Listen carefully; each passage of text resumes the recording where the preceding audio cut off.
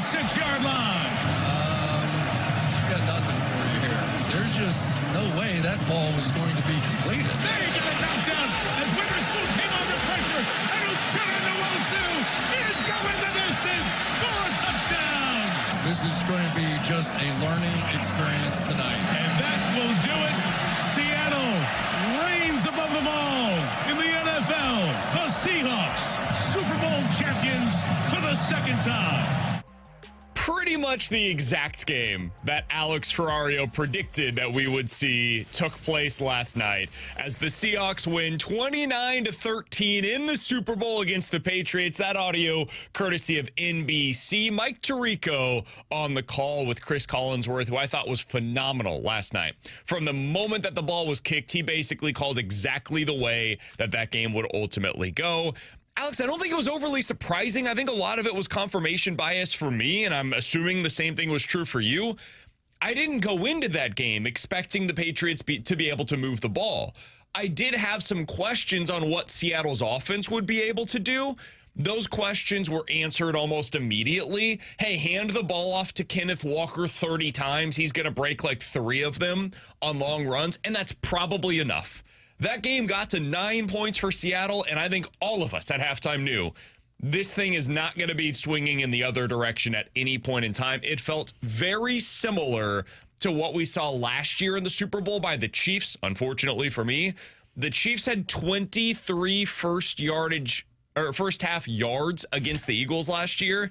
The second fewest for any team in a Super Bowl this century was last night, 51 yards of total offense by the Patriots in the first half against the Seahawks. The difference was I kind of assumed that eventually Patrick Mahomes would find some answers. Not once, not a single time did I feel last night as though the Patriots would find answers for what the Seahawks defense was presenting to them. What did you see? What was your biggest takeaway from the Super Bowl last night, Alex? What I saw was the back of my eyelids because I felt like I was going to fall asleep by the time the second quarter began. You know it's a bad game for one side if the guy who was streaking on the football field picked up more yards than what the entire New England Patriots picked up. I mean, like, look, I give credit to Seattle. They had a game plan, and they worked it to a T against that Patriots offense.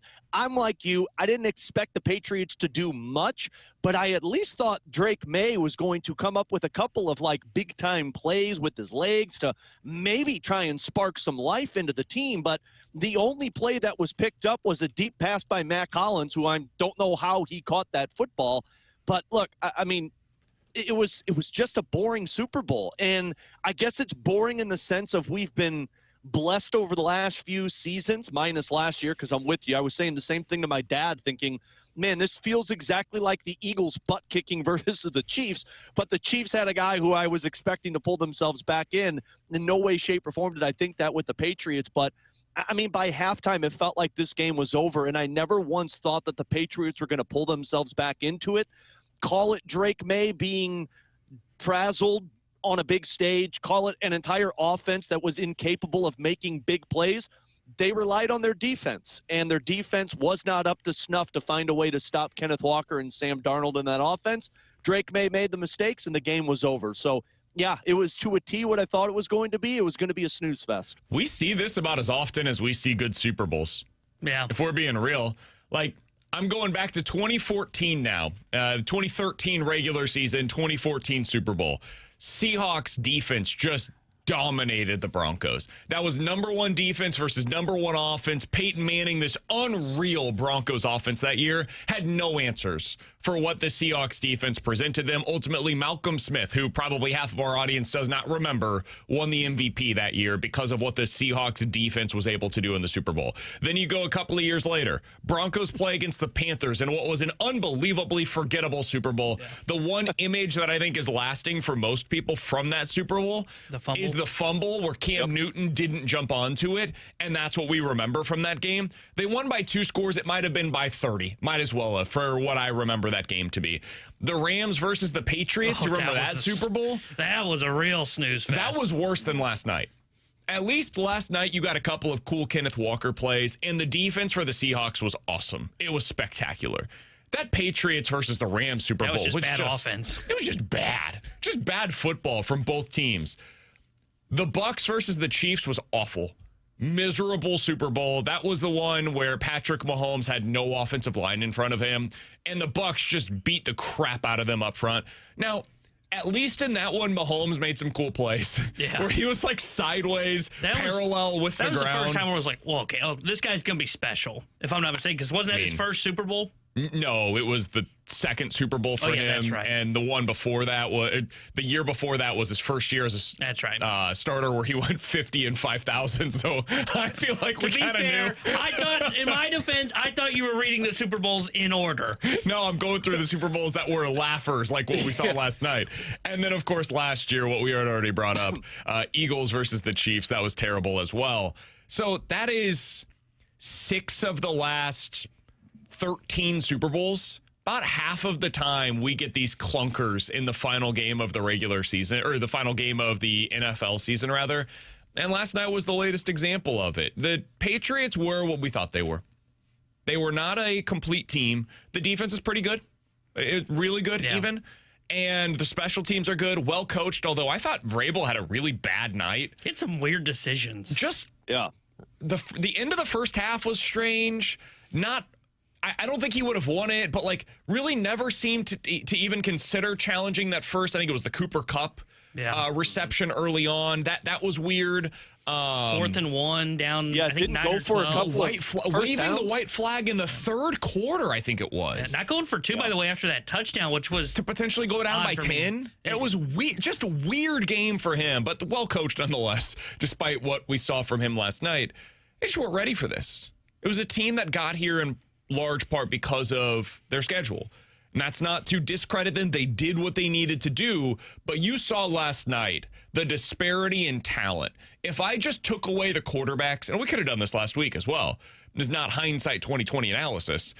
You strip off the quarterbacks from the teams, almost every other position you would have favored the Seahawks over the Patriots last night. It's kind of the same thing as last year's Super Bowl, honestly, where you go to the Eagles versus the Chiefs, and it was like, hey, man, I know Mahomes, but like, can we talk about the 21 other starters on these two teams?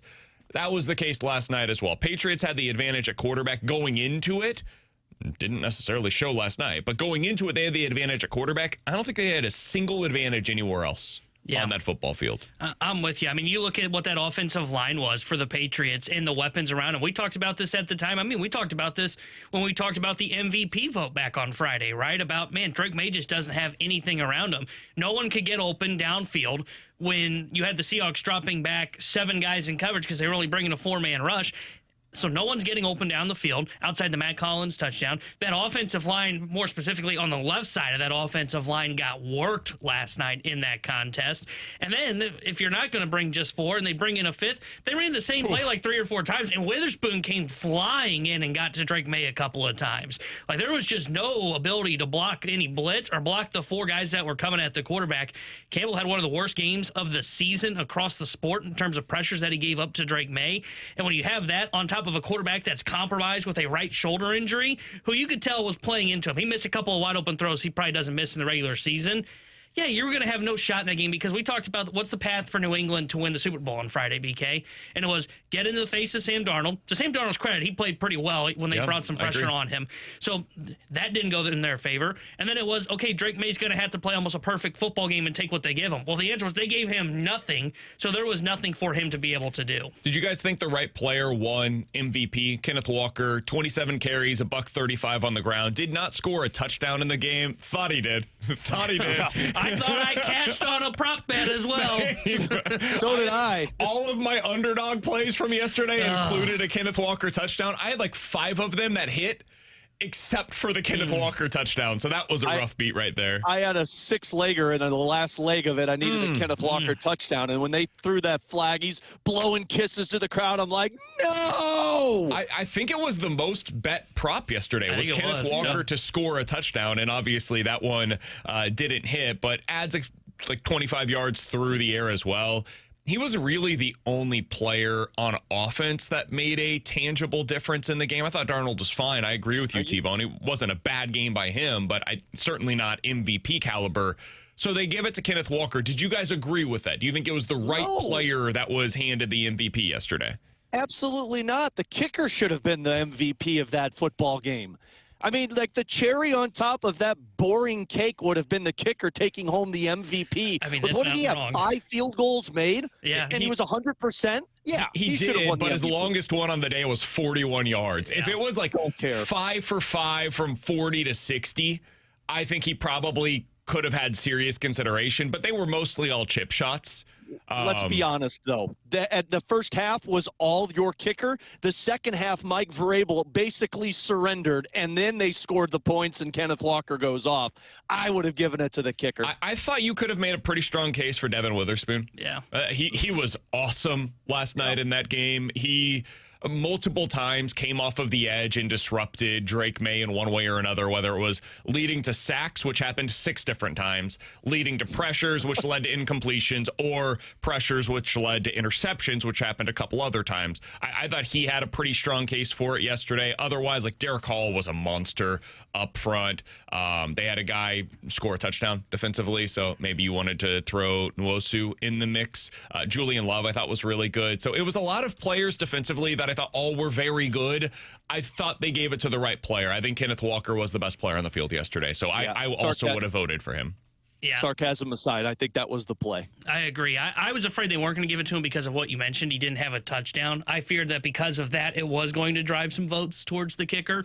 But I think it was the right call. I would have gone him 1, Witherspoon 2, and then honestly, my third vote would have been for Jason Myers. I agree with you. I think had he made like 1 or 2 from 50 plus, he probably ends up getting the edge over Kenneth Walker. But I think they got it right. Few stats from the game yesterday. The Seahawks overcame 60-1 preseason odds to win the Super Bowl. One of the most unlikely teams to win a championship in North American professional sports. The 99 Rams remain the longest odds in Super Bowl history of winning the title and longest odds of any North American professional team to ultimately win the title. They were 150-1. The Twins in 91 were 80-1. The Marlins back in 2003 were 75-1. And then the Seahawks last night tied with the Carolina Hurricanes from 2006 and the New England Patriots, the first New England Patriots team in 2001 to win the Super Bowl in the Tom Brady era.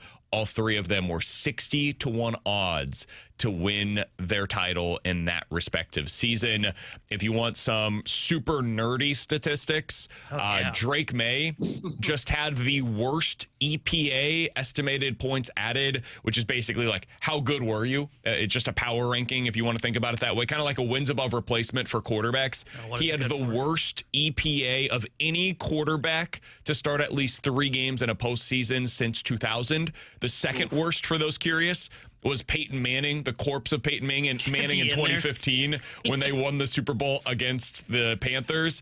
Also on this list in the top 5, Rex Grossman in 2006, Joe Flacco in 2008, and Jared Goff in 2018 with the LA Rams. So not exactly a great showing by Drake Maye this postseason. If you look at DVOA, another one of these advanced nerdy numbers of how good teams are since 1978, and you include what they did in the postseason, the best teams, according to DVOA, since 1978 were the 91 Washington football team, the 85 Bears, the 2007 Patriots, and in 4th place, the 2025 Seattle Seahawks. According to at least some numbers, one of the best teams that we've seen in recent NFL history. Alongside Tanner Hendrickson and Alex Ferrario, I'm Brandon Kiley. Alex is, as you could probably hear, broadcasting today live from his closet at home. We are doing one show this week with all of us. I'm going on vacation on Wednesday, so this is the show that you get from the 3 of us, so enjoy it while we are here. 314-399-9646 is the Air Comfort Service text line to get involved in the show. You can check us out, as always, on YouTube at youtube.com/101ESPN Coming up next, has the NFL swung back in the direction of where it was in the early 21st century? Is this a sign of things to come? We'll talk about that next year on 101 ESPN.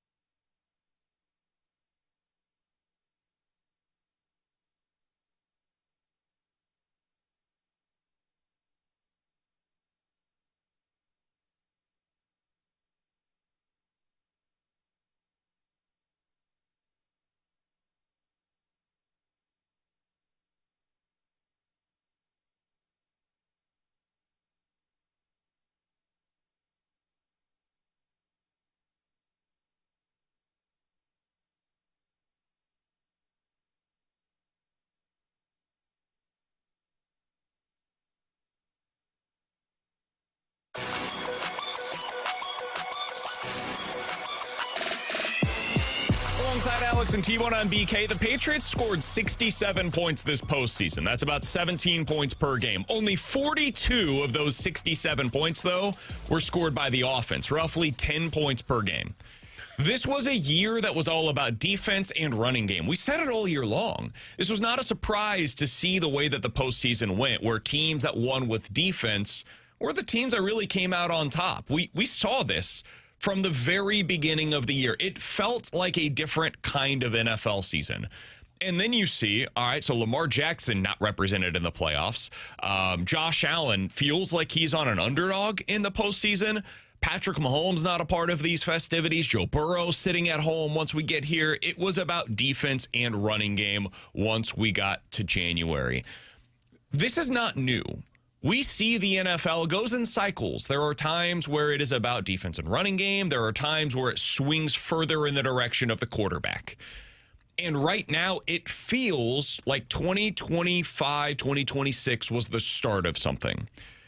Do you guys feel like we are swinging back in the direction of where we were in the early 21st century, where you had Brad Johnson and you had Big Ben, who at the time was not the Big Ben that we know him to be today? You had the Bears getting to the Super Bowl, the Ravens getting to the Super Bowl, and these teams were headlined by their defense, and then an also-ran that was also at the quarterback position.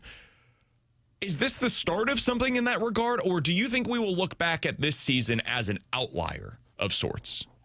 I think it can be the start of something, because typically in pro sports, whatever sport is your favorite, when one team wins a championship, everyone else looks at it and says, okay, well, let's copy that. It's a copycat league. NHL, I say this all the time. So I do feel like there are going to be teams that see what the Seattle Seahawks have done over these last few seasons of, drafting these elite defensive players and surrounding that talent with some really good difference makers on offense, but you kind of plug and place the quarterback and say, well, we'll rely heavily on our defense. The problem with why I don't see that being a trend is I still think there's elite quarterbacks in the NFL that can overcome those defense makeups. Like we didn't get to see Joe Burrow in the playoffs this season. We didn't see Patrick Mahomes in the playoffs this season. Josh Allen was there and he stumbled. I still feel like we have a lot of elite quarterbacks, though, on the NFC side as well. You got Matt Stafford, who's coming back for one more year.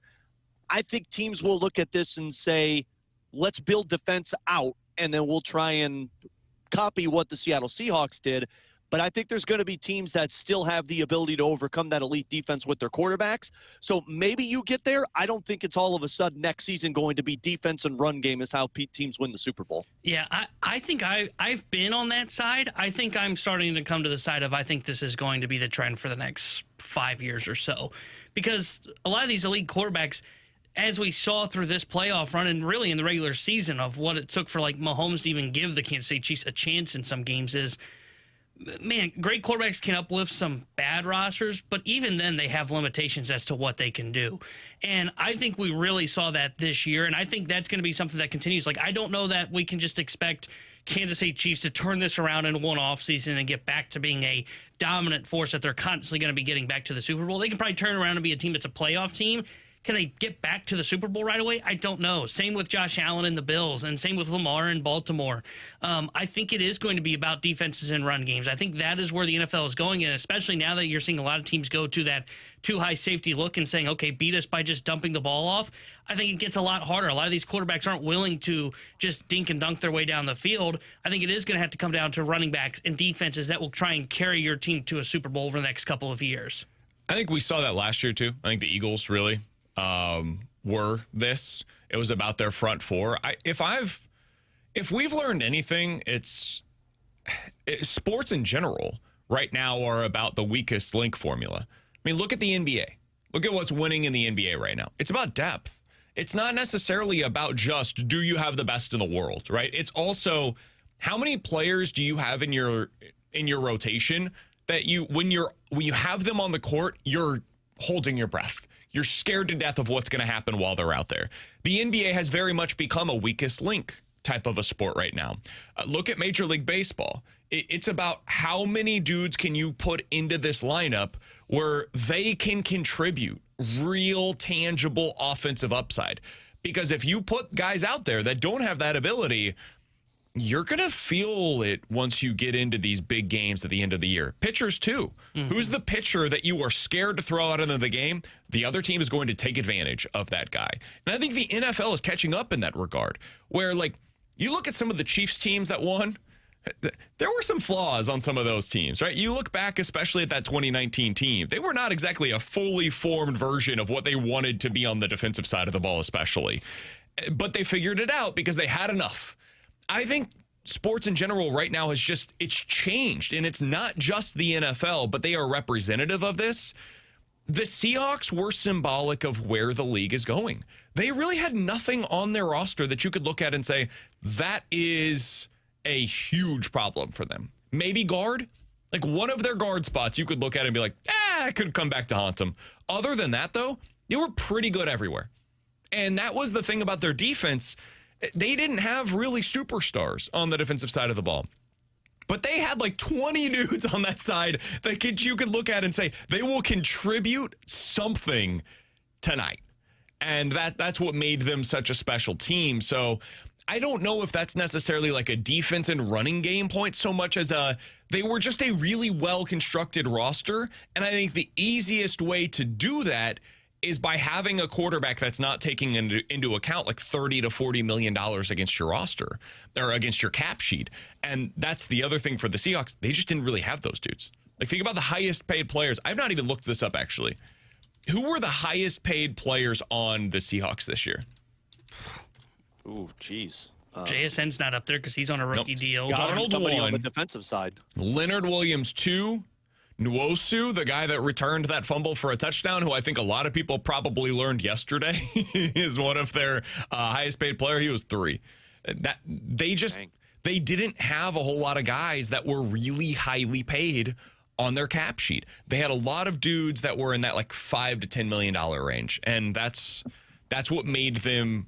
That's what made this roster build possible for them. That's really hard to emulate. That's the other thing that I'm going to be curious about long term is, are teams going to learn the wrong lessons from the Seahawks squad where they're trying to middle everything and then they learn like it's really hard to draft as well as the Seahawks did and to hit on all of these free agents the way that the Seahawks did? Good luck. Yeah. Well, and the drafting part is the part that I find fascinating because I told you guys in our meeting, I saw it going into that game that, Russell Wilson trade and the DK Metcalf trade, as T-Bone brought up, that's a massive reason why the Seahawks are where they're at. They were able to draft Charles Cross, their offensive lineman. They were able to draft a defensive end rush in the second round. On top of them being able to draft Devin Witherspoon because of that Russell Wilson trade, they were able to draft another secondary piece because of the DK Metcalf trade. And they found Kenneth Walker and Jackson Smith and Jigba. So, I really wonder, too, we've talked about this before, of do teams look at it and say, let's just go out there and get a competent quarterback who maybe can raise our ceiling a little bit and use all of the necessary funds, like you're saying, BK, to kind of spread the wealth and bring in as much talent as possible, because them trading away Russell Wilson and DK Metcalf opened up so much space to spend in free agency, and they were incredible at drafting and finding pieces that would plug right into place and be a part of that elite defense immediately. Yeah, and on top of, like, moving on from Geno as well, like, quarterback is where I find it fascinating for teams and what they're going to decide to do, because defenses, like, you can build those things out. Free agency, you're not typically going to go out and sign somebody to, like, a huge contract, because it's typically more of those middling pieces do end up on the market, and you're right, it's hard to get right on that. But it really comes down to that quarterback. And now, like, you look at some of the guys that signed those long-term contracts that we looked at the time, like Tua, for example. We said at the time that would be a mistake if Miami gave him the contract. They did. And I'm not saying that's why they failed. I would point it as a big reason why Miami's bill ultimately ended up failing. It's going to be what's interesting with the Houston Texans this offseason with C.J. Stroud. He's eligible for a contract extension. I'm not paying that guy yet. I don't want to lock up my cap sheet with a big high-end quarterback contract because he hasn't proven to earn it. When we've seen over time, like, you can go out and get a Sam Darnold, Geno Smith, Baker Mayfield in that mid-tier quarterback market where they don't eat up a huge chunk of your cap space, and they're serviceable. And as long as they are serviceable, you can try and build the roster around them. Now, can that work long-term? Probably not, but I think it is better than getting stuck with a bad contract like a C.J. Stroud and potentially extending him. And that's where we go in differing paths. I completely disagree. I think that is one of those lessons that teams might learn from this, and they're going to ultimately learn, like, that is faulty logic. Because, yes, it worked for the Seattle Seahawks. that does not mean that it'll work for you. Once you get into this, like we're playing the quarterback roulette game, you become the Vikings. And you try to turn it over. You try to go get the next guy that's going to be fine for you. You get him on the cheap, and you miss. And now you have no idea what the future of your organization is going to look like or how you get yourself back on track. Because how long do we stick with a guy like J.J. McCarthy? Do we go with it for 1 year? Do we go for 2? Do we sign somebody via the free agency route? Do we trade for somebody? What do we do? And then you're right back into the same path, and you're stuck. And so, yes, you can get stuck with those big bloated contracts for the veteran quarterbacks like a C.J. Stroud, for example, who's potentially up for one this offseason. The alternative is also you don't get Sam Darnold, you instead get J.J. McCarthy, and now you're also stuck, but in a much worse way. I missed this. Dead cap money this year for the Seahawks, the biggest cap hit for their roster this season was DK Metcalf at $21 million. Second on their roster was Sam Darnold at $15 million. Third on their roster, dead cap hit this season, was actually Draymond Jones, a defensive lineman, at $14 million. Fourth was Tyler Lockett, $14 million as well, who was not on the roster this year. Fifth was Geno Smith, also not on the roster this year. So 4 of their top 5 were all dead cap space. Correct. Oh, my gosh. Yep, correct. Cut the cord for some players that can't get you a championship. Yep. But also, good luck. Good luck. You better be right. Because if you get it wrong on any of these dudes, like it's what Josh Schertz said about Slew this year. You never go 6 for 6 in the portal. We went 6 for 6 in the portal. Right. If you try to build that way in the future, the odds are heavily against you getting it right the same way that you did this time around. The Seahawks are on an absolute heater right now in the draft. You look over their last few draft classes, it's unbelievable. Guys, go back a little bit further. They didn't change their GM. It's the same guy that is drafting today that has been drafting there for more than a decade. He went on a heater and got those first Super Bowl appearances. Went on a heater again, got this Super Bowl championship. I'll never take that away from him. He deserves all the credit in the world. He did that. He earned that. Now go look at the drafts in between and look at how many times they missed. That's what you're at risk of. If you miss on a couple of drafts, this build does not work. It becomes you're one of the worst teams in the NFL. That's where you end up. So there's a ton of risk in building this way. The Seahawks deserve all the credit in the world. Not only did they hit on it, they also got the exact right coach to get into place. Last year, they basically just took the entire season to figure out how to make this defense work for them. I think they used like 8 different linebackers over the course of the season, including a trade for Ernest Jones from the Rams, if I'm not mistaken, where they plugged him into the middle and everything kind of was unlocked because they got that guy into their defense. It required a ton to get this thing to be where it ultimately is. I would bet against it working out this way next year. If you ask me, like, are the Seahawks more likely to miss the playoffs next year or be right back to where they are right now? I'd say it's more likely they miss the playoffs next year. That's not to take away anything they accomplished this season. They were the best the NFL had to offer in 2025. But I would bet against them not making the playoffs next year is more likely than them getting back to the Super Bowl next year. I think that's probably fair, and I think it's because you've brought this up before, the defense typically doesn't stay linear, right? Correct. Odds are you're not going to be what the Legion of Boom was, where I think it was 3 years or 4 years in a row where they led the league in points allowed per game. We see a lot of times where defense goes from first, like the Seahawks, and then it dips. Now, maybe not significant, like from 1 to 20, but it might go from like 1 to 8. And if you have the 8th best defense with Sam Darnold in that offense, are you getting to a Super Bowl when you've got the Rams, the Bears, Kyle Shanahan, and the 49ers, the Eagles, if they bounce back? Are you going to be able to get past those teams without that elite of a defense? I would put my money on no. I actually think I would lean the other way and say that they could get back there rather than miss the playoffs, because I don't think it's possible to miss the playoffs with the amount of playmakers. Barring injuries, they've got so many playmakers to make the playoffs. And then, as you guys love to say when it came to the Cardinals for the last 10 years, anything can happen if you get in. And if you're healthy, you've got difference makers defensively. He's Alex. That's T-Bone on BK. Coming up in 15 minutes, we'll get into questions and answers. 314-399-9646. That is the Air Comfort Service text line to get involved in the show. But coming up next, hey, the Blues made some news over the weekend. We'll tell you about it next here on 101 ESPN.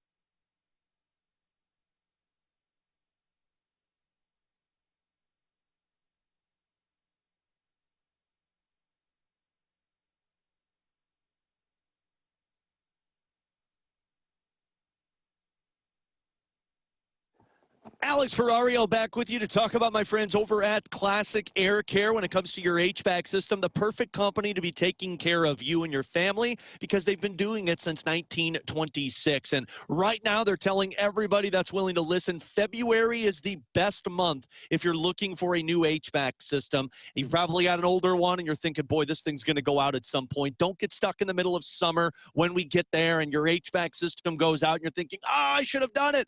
February is the best time to do it because there's less traffic, which means the prices are a little bit cheaper. And the good news over at Classic Air Care, they've got financing options for you. They're also throwing in a free water heater in the month of February if you purchase a new system. And you're probably asking, how do these installations work? Well, you can make it super simple. You don't even have to have somebody come out and give you a quote. You could get a quote from the comfort of your home. Just go to their website, classicaircare.com, click on Instant HVAC System Quote. You answer 4 questions. They'll give you a price right there on the website. They've got 100 vans, those orange vans with the penguins out on the road, which means they're going to get back to you within 24 hours. Call them today, schedule online. Do me a favor, tell them Classic Air Care. Tell them Alex Ferrario sent you. That's Classic Air Care and classicaircare.com.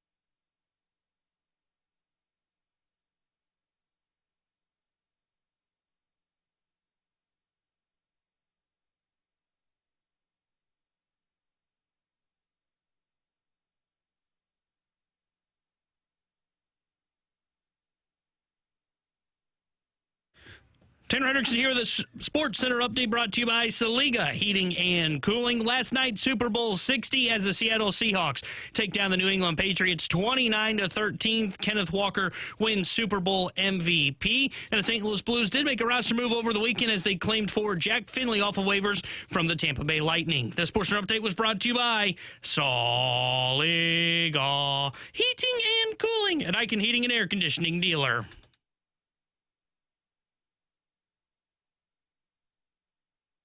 Ferrario on 101 ESPN.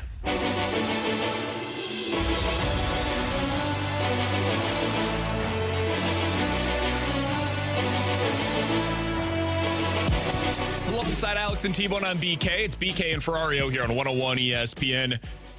The roster freeze is in place for the NHL, but the Blues don't seem to care. They decided to go ahead and make a waiver claim over the weekend, bringing in St. Louis native Jack Finley, a big mongoon, 6'6", 225. My dude is a massive human being, and he plays the center position, which brings up the old Wendy. Now, why would they do that? They have a roster crunch coming after the Olympic freeze. Alex, explain to us why they would make a waiver claim for this former second-round pick St. Louis native center and what it means for them and how their roster will shake out coming out of the Olympics. Yeah, this isn't even a roster crunch. This is like a roster captain crunch because, my goodness, they're going to have 17 forwards under the assumption that Otto Stenberg's going to be back up with the team, and that means you got to get down to 14 forwards. So why claim Jack Finley? Because I think this is a future roster role. I think they looked at a Jack Finley who I'm a little surprised they put him through waivers because Jack Finley has been a really good piece for the bottom six for Tampa Bay. And he's only 23 years old. He's got 2 more years basically on the league minimum before he's an RFA. So I saw this move over the weekend and I said, oh, okay, so that's your future replacement for Oskar Sundqvist. I think he is the prototypical fourth-line center. I think he plays a lot like what Radek Faksa played like last season. Big, physical, not fast, but he's a net front presence. He's got a little nastiness to him, and he's got a right shot, which the Blues desperately need as many right shots as they possibly can. So I saw this and said, oh, okay, so Oskar Sundqvist might get traded by this deadline.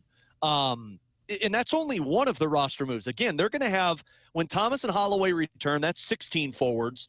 And then, again, Stenberg got injured the other night for the Thunderbirds, so we'll see kind of what his injury is. But when he comes back, that's 17 forward. So you're probably going to see a couple of moves that happen in terms of trades right after this roster freeze because they've got too many bodies for too many spaces. But I think the Blues are setting the precedent of, hey, we're moving people out and bringing younger pieces in that fill the void of guys that aren't filling it for us. Yeah, it feels like this is just what they did. Was it 2023? The Verona Kapanen moves? Exactly. Yeah. Now, that was, I believe, after the deadline where they added, like, Verona Right was a after trade. day of. But then he was the trade. Kapanen was a waiver claim after.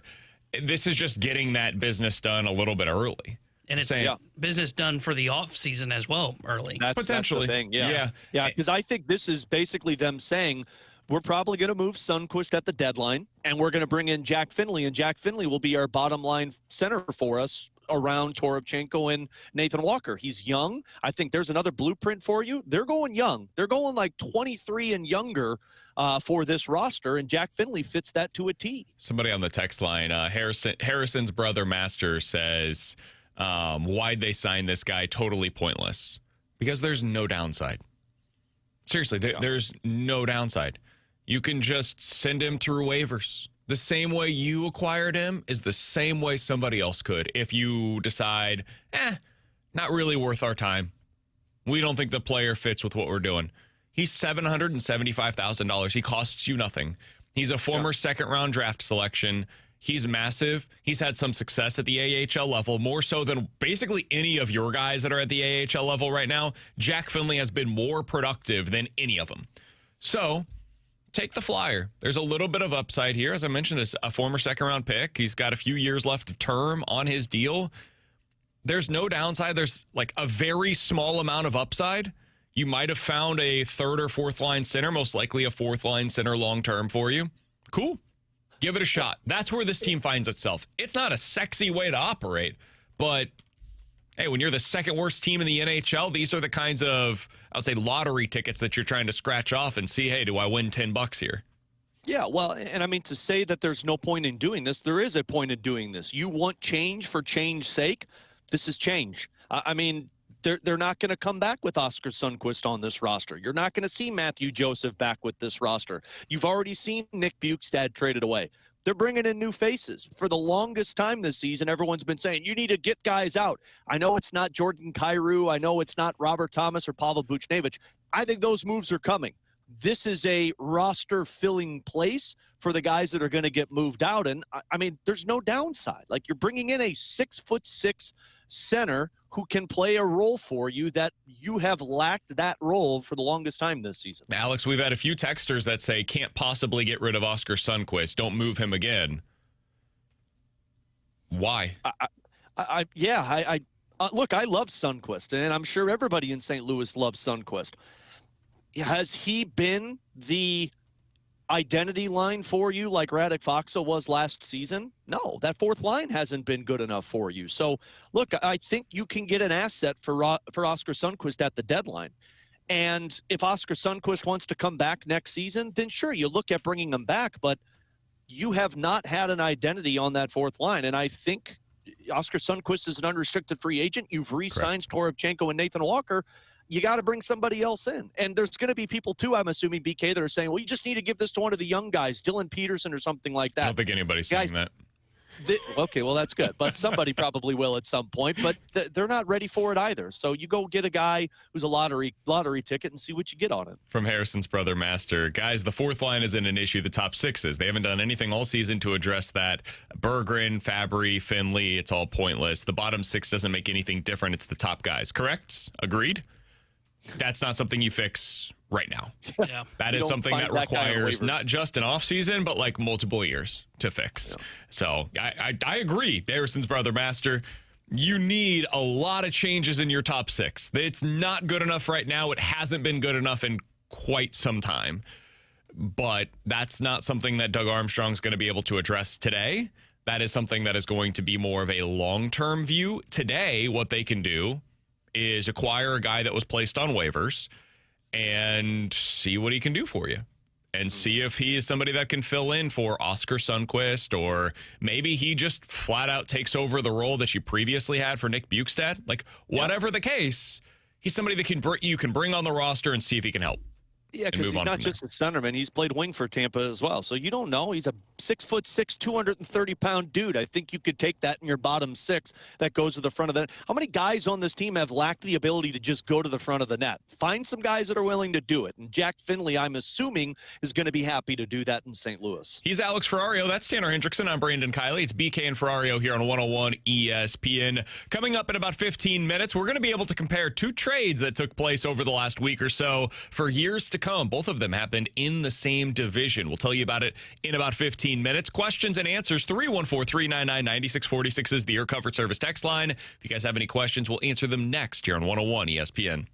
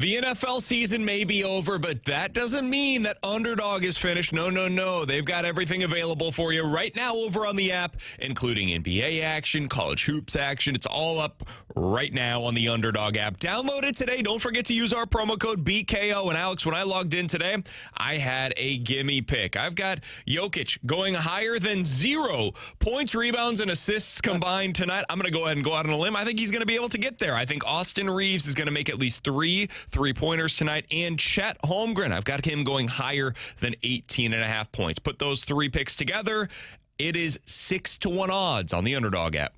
BK just showed you how easy it is to do. Be sure to check the app because promos are dropping daily, and you can win up to 5,000 times your cash. So download the Underdog app today. Use promo code BKO to score $75 in bonus entries when you play your first $5. That's promo code BKO. Underdog, make plays, win money. Must be 18 plus and present in Missouri. Terms apply. See assets.underdogfantasy.com/web/play and get terms _DFS_.html for details. Concerned with your play, call 1-800-GAMBLER. Visit www.ncpgambling.org.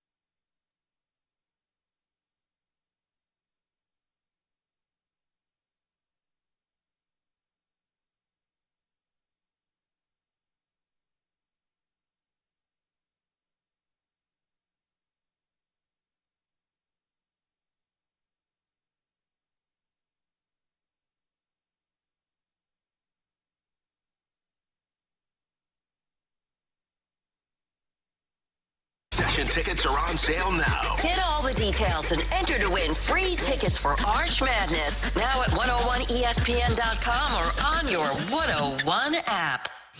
We're right back to more of it. It's BK and Ferrario on 101 ESPN.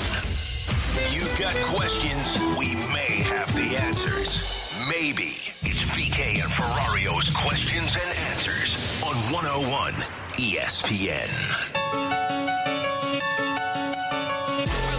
Questions 314-399-9646. That's the Air Comfort Service text line. YouTube chat is available for you as well at youtube.com/101ESPNSTL. From Douglas, guys, which NFL teams that made the postseason this year do you think will miss the playoffs entirely a year from now? We got like half of the teams from last year's postseason that ended up missing this year. I think the Steelers will miss next year. Yeah. I think Panthers. I would bet Panthers miss. Makes sense. I think the Packers might miss. Alex. Yeah. He may not be wrong there. No. He ain't got a quarterback. We'll go with the Patriots. Oh. Yeah, I think I could see that one happening. Unless they do some massive, turnover on some of their playmakers on the offensive side. AFC's tough, man, because you look at it like, I'll name the following teams who believe going into next season they're going to make the playoffs. You ready? Patriots, Bills, Ravens, Bengals, Jaguars, Texans, Colts, Broncos, Chiefs, Chargers, and maybe you could argue Titans, depending on what happens this offseason. That's either 10 or 11 teams. Yeah. They just can't. Yeah. All of those teams cannot get into the postseason. I think the Broncos might be one that misses it, too. Because if we're going to say that, defense isn't going to be able to sustain your consistent pace, well, then you got to look at Denver. I mean, Sam Darnold got there, and I don't think Bo Nix is as good as Sam Darnold. So I like to look at teams, too, that are missing out on a coordinator or two. So, the AFC, that's not really the case. I'll be curious to see what Seattle's offense looks like next year without their offensive coordinator. Kubiak, I thought, did a really good job. I think he had a good night last night as well of scheming things up for Sam Darnold. And this is the kind of thing, we've seen this with the Eagles, where a quarterback in that range, we've seen it with Jared Goff with the Lions. Yeah. They can have a good season, and then the next year, you just don't know. You don't know what you're going to get. I think this is the case for a lot of people with Trevor Lawrence and the Jaguars. he was awesome for the second half of the year this year. Is he going to be able to be that again in 2026? Maybe that's a team that you would pinpoint and say, hey, maybe they come back to the pack a little bit next year as well. I like the Jags, so I don't feel that way, but I could understand it if you do. Yeah. What about Houston? Because T-Bone brought up C.J. Stroud in that contract extension. I just think that defense is special, and I think their offense is more likely to get better than worse.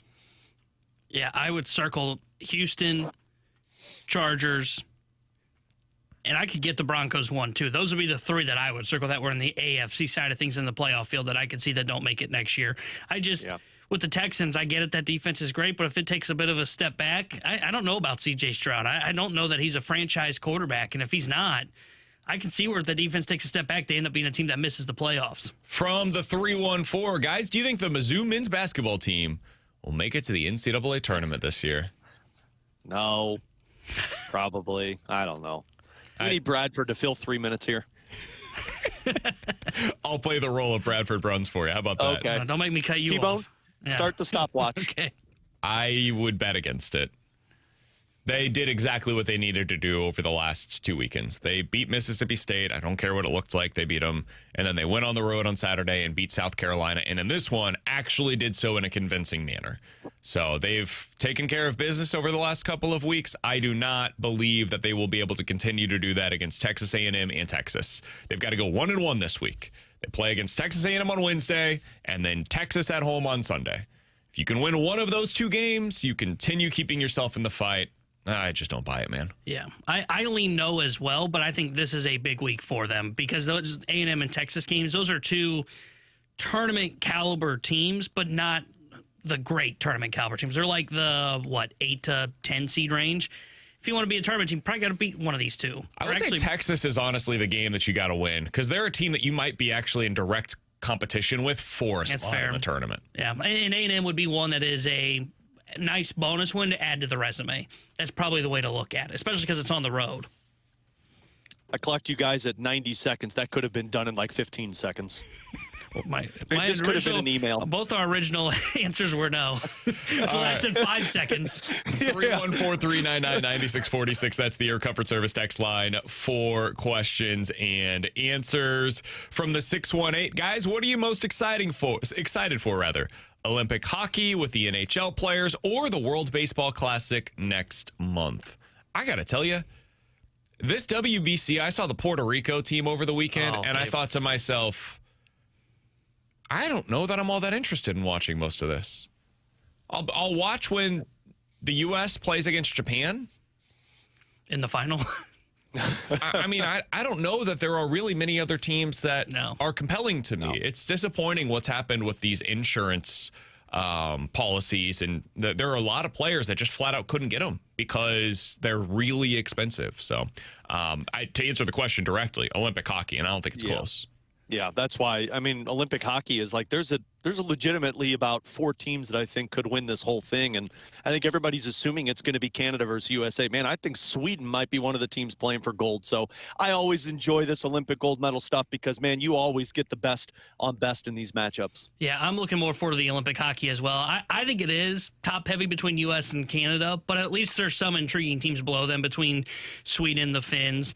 I'm with you on the WBC. It feels like it's just going to be a date between the U.S. and Japan to meet in the final. Puerto Rico used to be a team that had the star power, and because of the insurance issues, they don't really have it this year. And just to be honest, they were getting hold even without the insurance issues. Same with the Dominican. The Dominican's got a couple of good players, but it's not as what it used to be when I was growing up. All right, last one here from the 314. Alex, why do you hate Bo Nix? You mispronounced his name. It's Bo Picks. And I don't hate him. I just don't think he's a Super Bowl caliber quarterback. See, 5 seconds. That could have been done in an email. Coming up in 15 minutes, we'll play in or out. You guys give us a scenario. We will tell you if we are in or out here on BK and Ferrario. But next, we're going to be able to compare these trades for years to come in the NL Central. We'll tell you about them next year on 101 ESPN.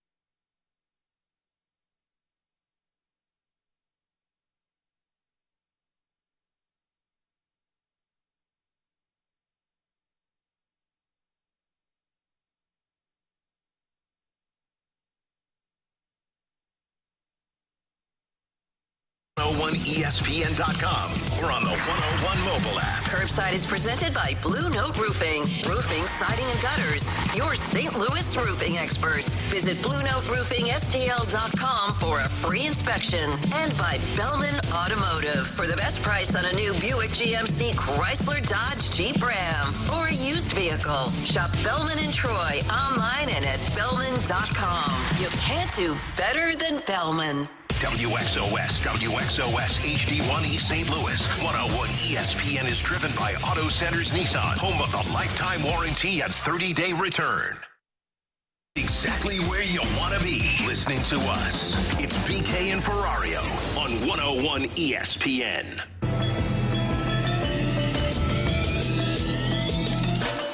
The Brewers did it again, man. They did it again. Last offseason, they made a really big trade, and the headliner in that deal that was going back to Milwaukee was Nestor Cortes.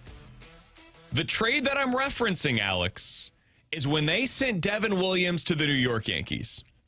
Now, at the time, as I mentioned, Nestor Cortes was the headliner coming back. The other player in that deal, though, was Caleb Durbin, a relatively speaking unknown infielder, 5'7", a small guy, decent hit tool, doesn't hit for a lot of power.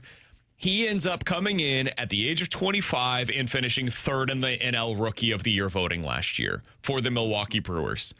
The Brewers watched that, and instead of saying, hey, this is a guy we're going to build around for the years to come, they say, yeah, that guy that's hit 11 home runs, stole 18 bags for us, was a little bit above league average offensively, and played really well defensively for us. We're going to go ahead and flip him. We're going to send him to the Boston Red Sox, along with basically every other infielder that we have on our roster who's capable of playing third base. And in return, we will get Kyle Harrison, the starting pitcher that we talked about a lot as the potential headliner in a Brendan Donovan deal. I think Donnie's a better player by a pretty decent margin than Caleb Durbin. I think there's a pretty good chance that the Brewers sold high on Durbin. He doesn't hit the ball hard. He got hit by a pitch 25 times last year. I don't know if that's a skill or if that's just something that happened for him. That raises the on-base percentage, baby. If that's a skill, I'd hate it. Yeah, I mean, Rizzo, it was a skill. For most other guys, though, it's just kind of a weird happen chance, right?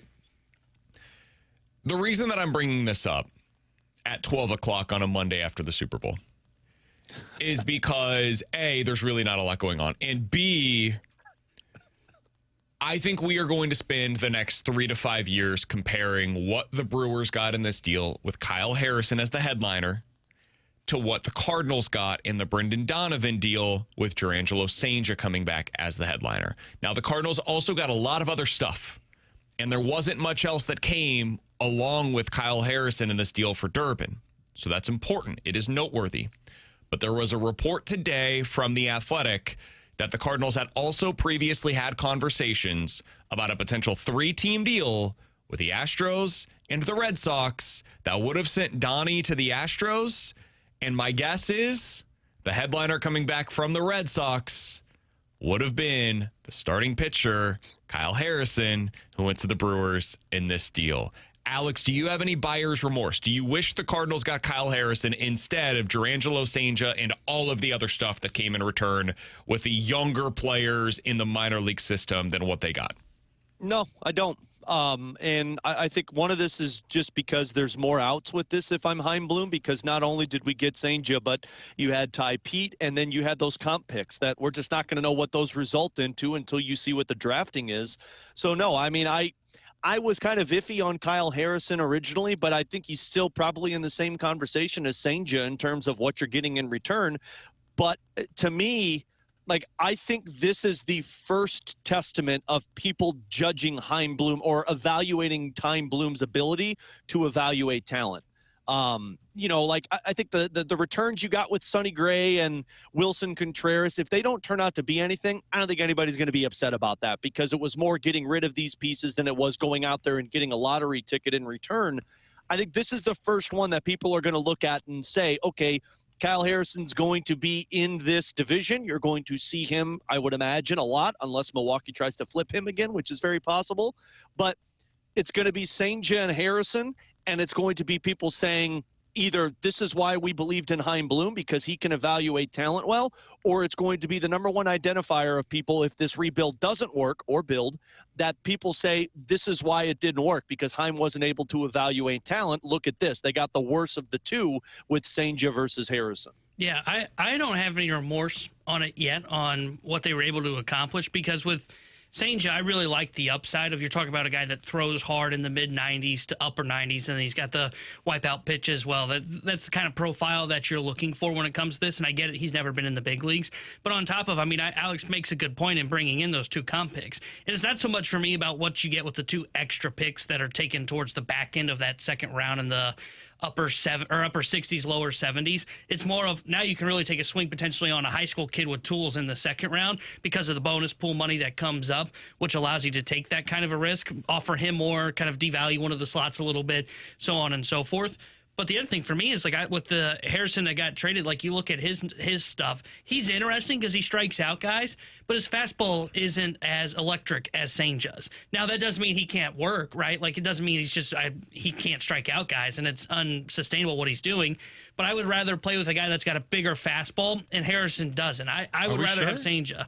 Yeah, looking at his stuff 90, he kind of sits this year at 94. Up when he was previously with the Giants, it was at 92 is where he was sitting. So I don't know what is the real version of him. I would rather take the chance on Senja for the St. Louis Cardinals. Yeah, and right-handed too. I think that's another thing for me. Right-hander Senja, I'd rather have him. That's my thing. Yeah, you got the power lefty already in Doyle.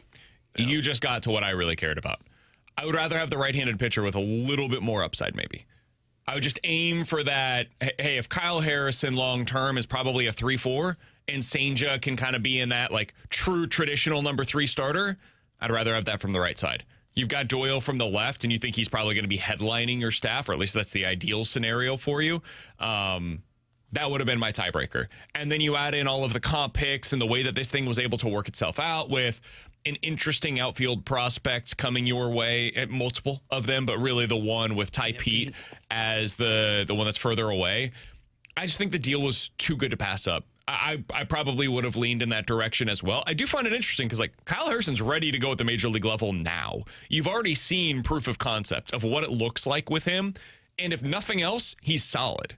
He's definitely a major league starting pitcher. I have no idea with Senja. It's entirely possible. Senja is a reliever at the major league level. Maybe he's a guy that his stuff will play up when he gets to the major league level out of the bullpen, but it doesn't work for him as a starter for whatever reason. Maybe it's because he's just not good against lefties, which has been the case for him down in the minor leagues. That would be the concern if you're looking at what the Cardinals ultimately got. But as you mentioned, T-Bone, you said it right, that the multiple outs in that deal, I think, are noteworthy. And the slightly uptick in upside and the right-handed nature of Senja, that would have been what led me to that side of the trade as opposed to getting Kyle Harrison as the headliner. Yeah, and I think we talked about this in the office today. I don't know what they would have ultimately ended up doing if it was a 3-team deal.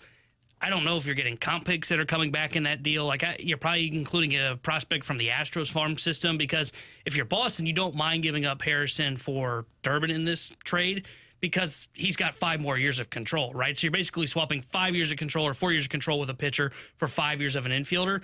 For Donovan, my guess is he would have been the lone headliner in this deal, and there would have been, if there was anything else on it, it would have been more of lottery tickets. Yeah, I'm not so sure on that, but I think they probably would have been trading in this scenario for Paredes. That would have been the guy that they were getting, and that I would imagine you're probably getting more stuff coming from the Astros as well. So I don't know exactly how it all would have played out, but the headliner would have been, my guess is the headliner would have been pretty similar to what we ultimately saw in this Brewers deal. I like the side that the Cardinals ultimately went with.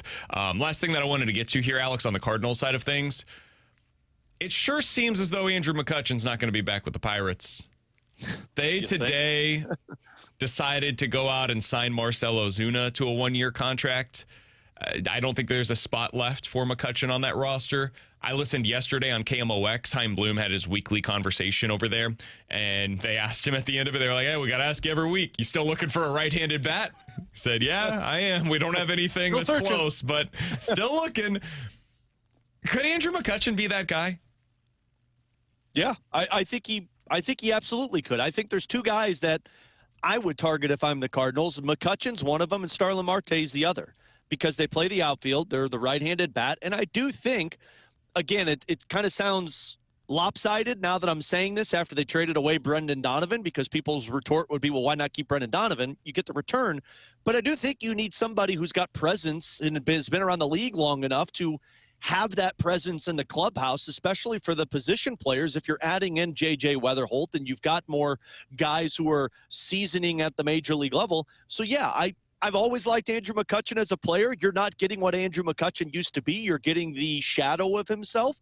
But, hey, man, he could play left field for you, and he can be a right-handed bat, and he's a leader. I think all of those things come into play. And if you're the Cardinals, you benefit off of his potentially one of his last seasons in Major League Baseball. Yeah, I think he could make some sense. I don't know how much he can really play at this point in his career, but I'm not sure that really matters for the Cardinals at this point.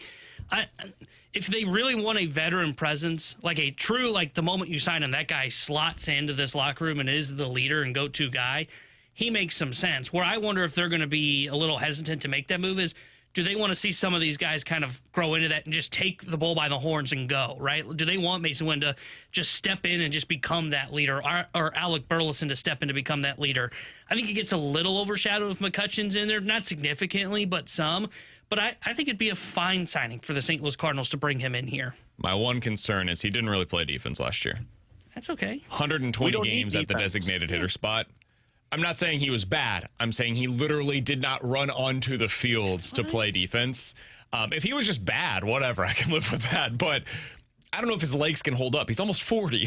So he's just but a number. If he's not going to be able to go out there and just stand in left field for 7 innings a couple of days a week, and I don't know if that's something that his body can handle at this point in time, that would be all right, then you can't play here. Like, we can't sign you to exclusively play designated hitter for us, and that would probably lead me more into, like, the Starling Marte kind of category, because at least he was more often playing in the field last year. But, again, he's another guy that didn't really do a whole lot of that, and his body is also starting to break down at this point in his career as well. So I like the idea of it in theory if they're capable of playing in the outfield, and at least buying you like a few months to get to some of these young guys that maybe are making their way up to the major league level. You're looking at it all wrong, BK. I mean, what are we trying to accomplish this season? A top 5 pick.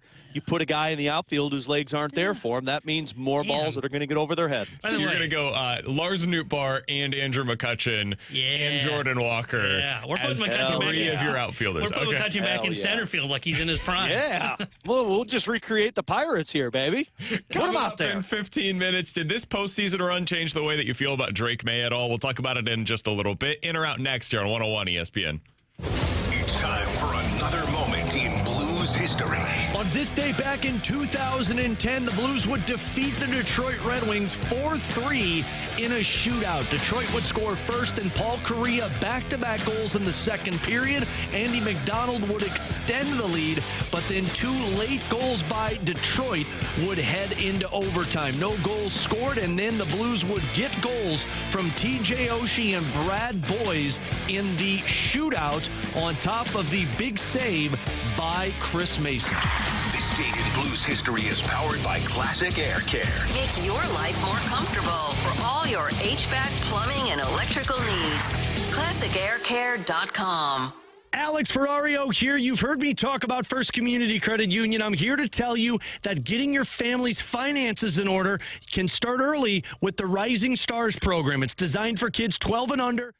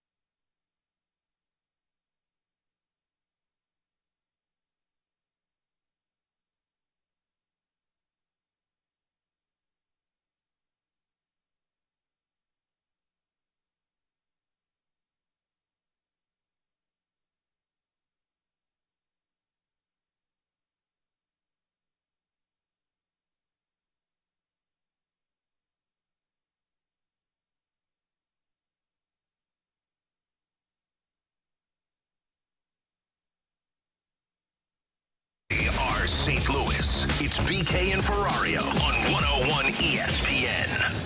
Come on, man. Are you in or are you out? It's in or out with BK and Ferrario.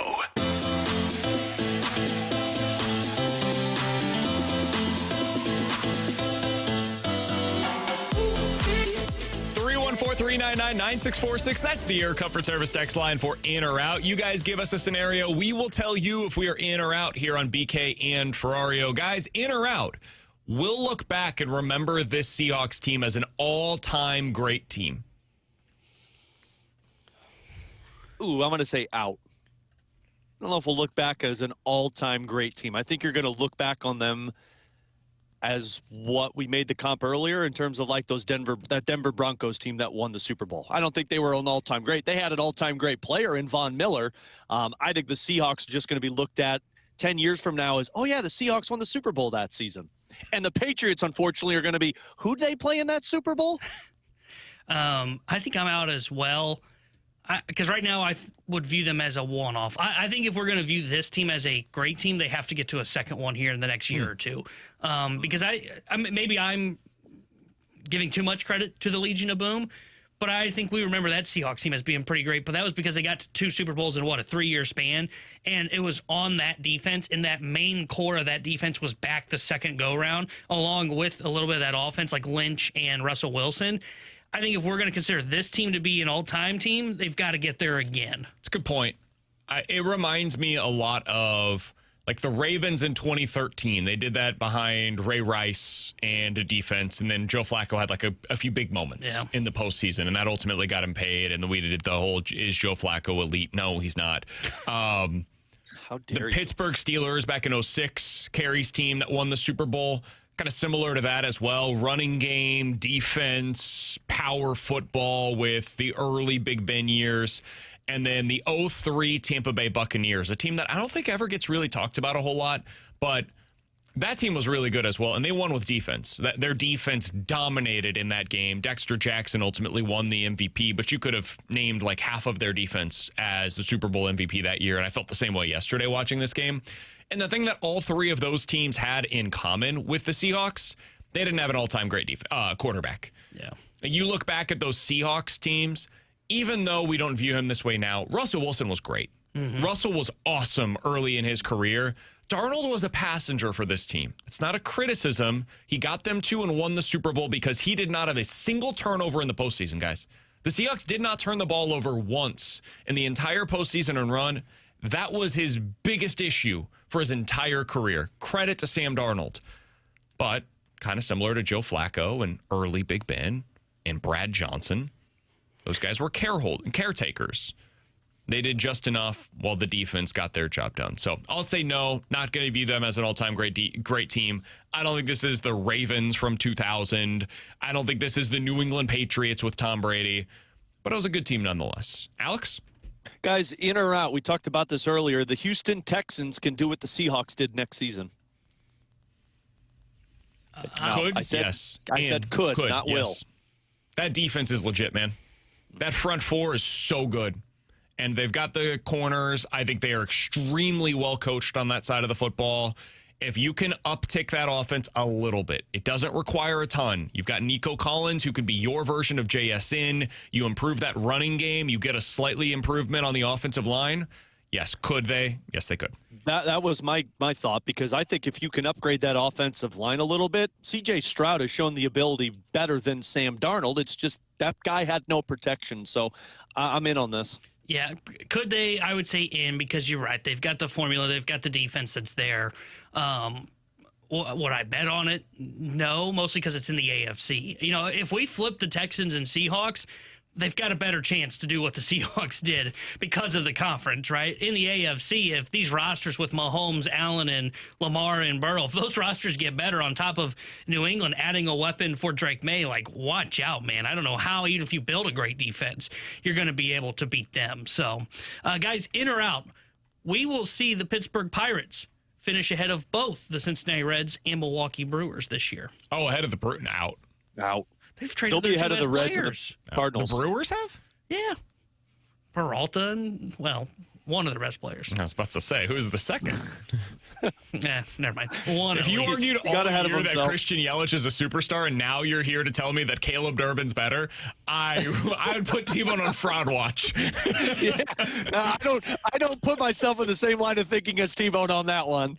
I think they'll be ahead of the Reds and the Cardinals. I'm with you. I kind of still am skeptical if they finish ahead of the Reds. The Reds haven't done anything really to upgrade their team, but Pittsburgh had a long way to go to upgrade their team. And like now everybody's getting excited because they're finally, I don't know, trying. Man, they're trying by adding a bunch of mid-tier free agents.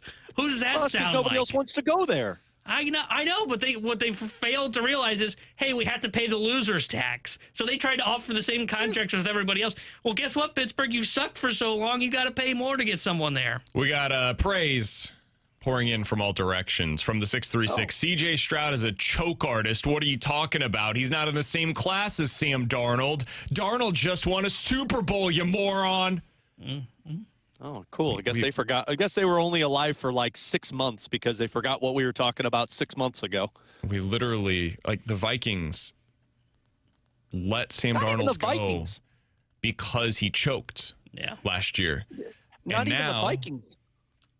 We were calling him a choke artist in the first 6 weeks for the Seahawks. Sure. Yeah, hell, up until, I don't know, 2 weeks ago, I didn't think that the Seahawks would win the Super Bowl because of him. It wasn't until halftime last night that I realized, Sam Darnold can win a Super Bowl. It won't be because of him, but he'll win. Yeah. He can be Sam the guy that they Darnold- hand the Lombardi trophy to. Drake Maye looked like what Sam Darnold looked like for the Vikings last season in the third and fourth quarter last night. Let's get to these from the text line. From the 314, in or out, the next AFC West team to win a Super Bowl will not be the Chiefs. Out. Yeah. I think I'm out on this one. I am too. Raiders far away. Chargers. I think the Chargers are further away than than a lot of people want to lead on. And then like the Broncos because of their quarterback. Yeah, I don't. Just like I wouldn't bet on Sam Darnold to win the Super Bowl till halftime last night, I'm going to do the same thing with Bo Nix. I don't think he can win a Super Bowl until I see his team's dominating at halftime of the Super Bowl. From the 314, in or out, Burleson will put up MVP caliber numbers this year. Out. Come on. I don't think they've got someone to do that. I mean, he's not even going to probably hit 30 home runs this year. In or out, Nolan Gorman hits at least 35 home runs and bats under 230. Well, I'll definitely hit under 230. Oh, yeah, that one for sure, but out. I'm not I can doing actually this see again this. with Burleson. If he plays 162 games, I could see like 30 home runs, 35 home runs. So I'll say in. What the hell? I'm very worried after watching his swing last year. I would say out. You can't hit 35 home runs in a 2-month hot streak. He might be able to. Yeah, if anybody could. When he gets hot, man, like, whew, he goes on about a 15-homer streak. I'll stick with 25. Coming up in 15 minutes, we're going to dive into the junk drawer. But next, did this postseason run change the way that you feel about Drake Maye or the Patriots in a good or a bad way? We'll talk about it next here on 101 ESPN. 101 ESPN is powered by Kaufman.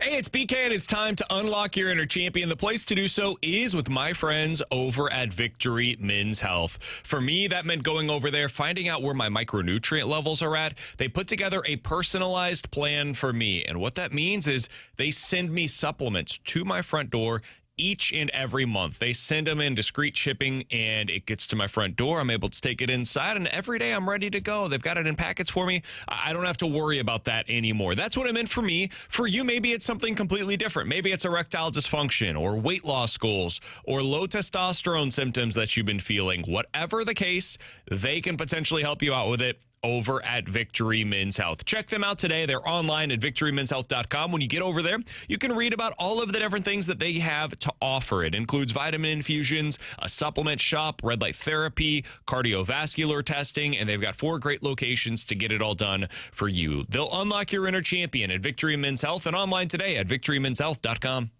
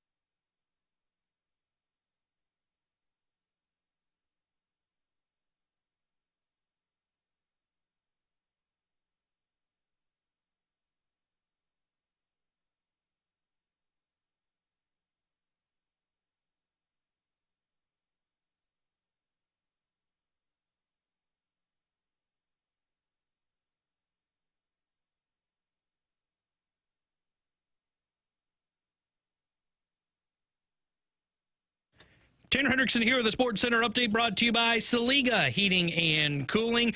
Last night, the Seattle Seahawks took down the New England Patriots in Super Bowl 60. And today, some baseball news as the Boston Red Sox traded for Milwaukee Brewers third baseman Caleb Durbin in a trade in which they were able to send left-handed pitcher Kyle Harrison over in a 3-player package. And also designated hitter Marcell Ozuna signed with the Pittsburgh Pirates on a 1-year, $12 million contract. This Sports Center update was brought to you by Saliga Heating and Cooling, an Icon Heating and Air Conditioning dealer. BK and Ferrario on 101 ESPN.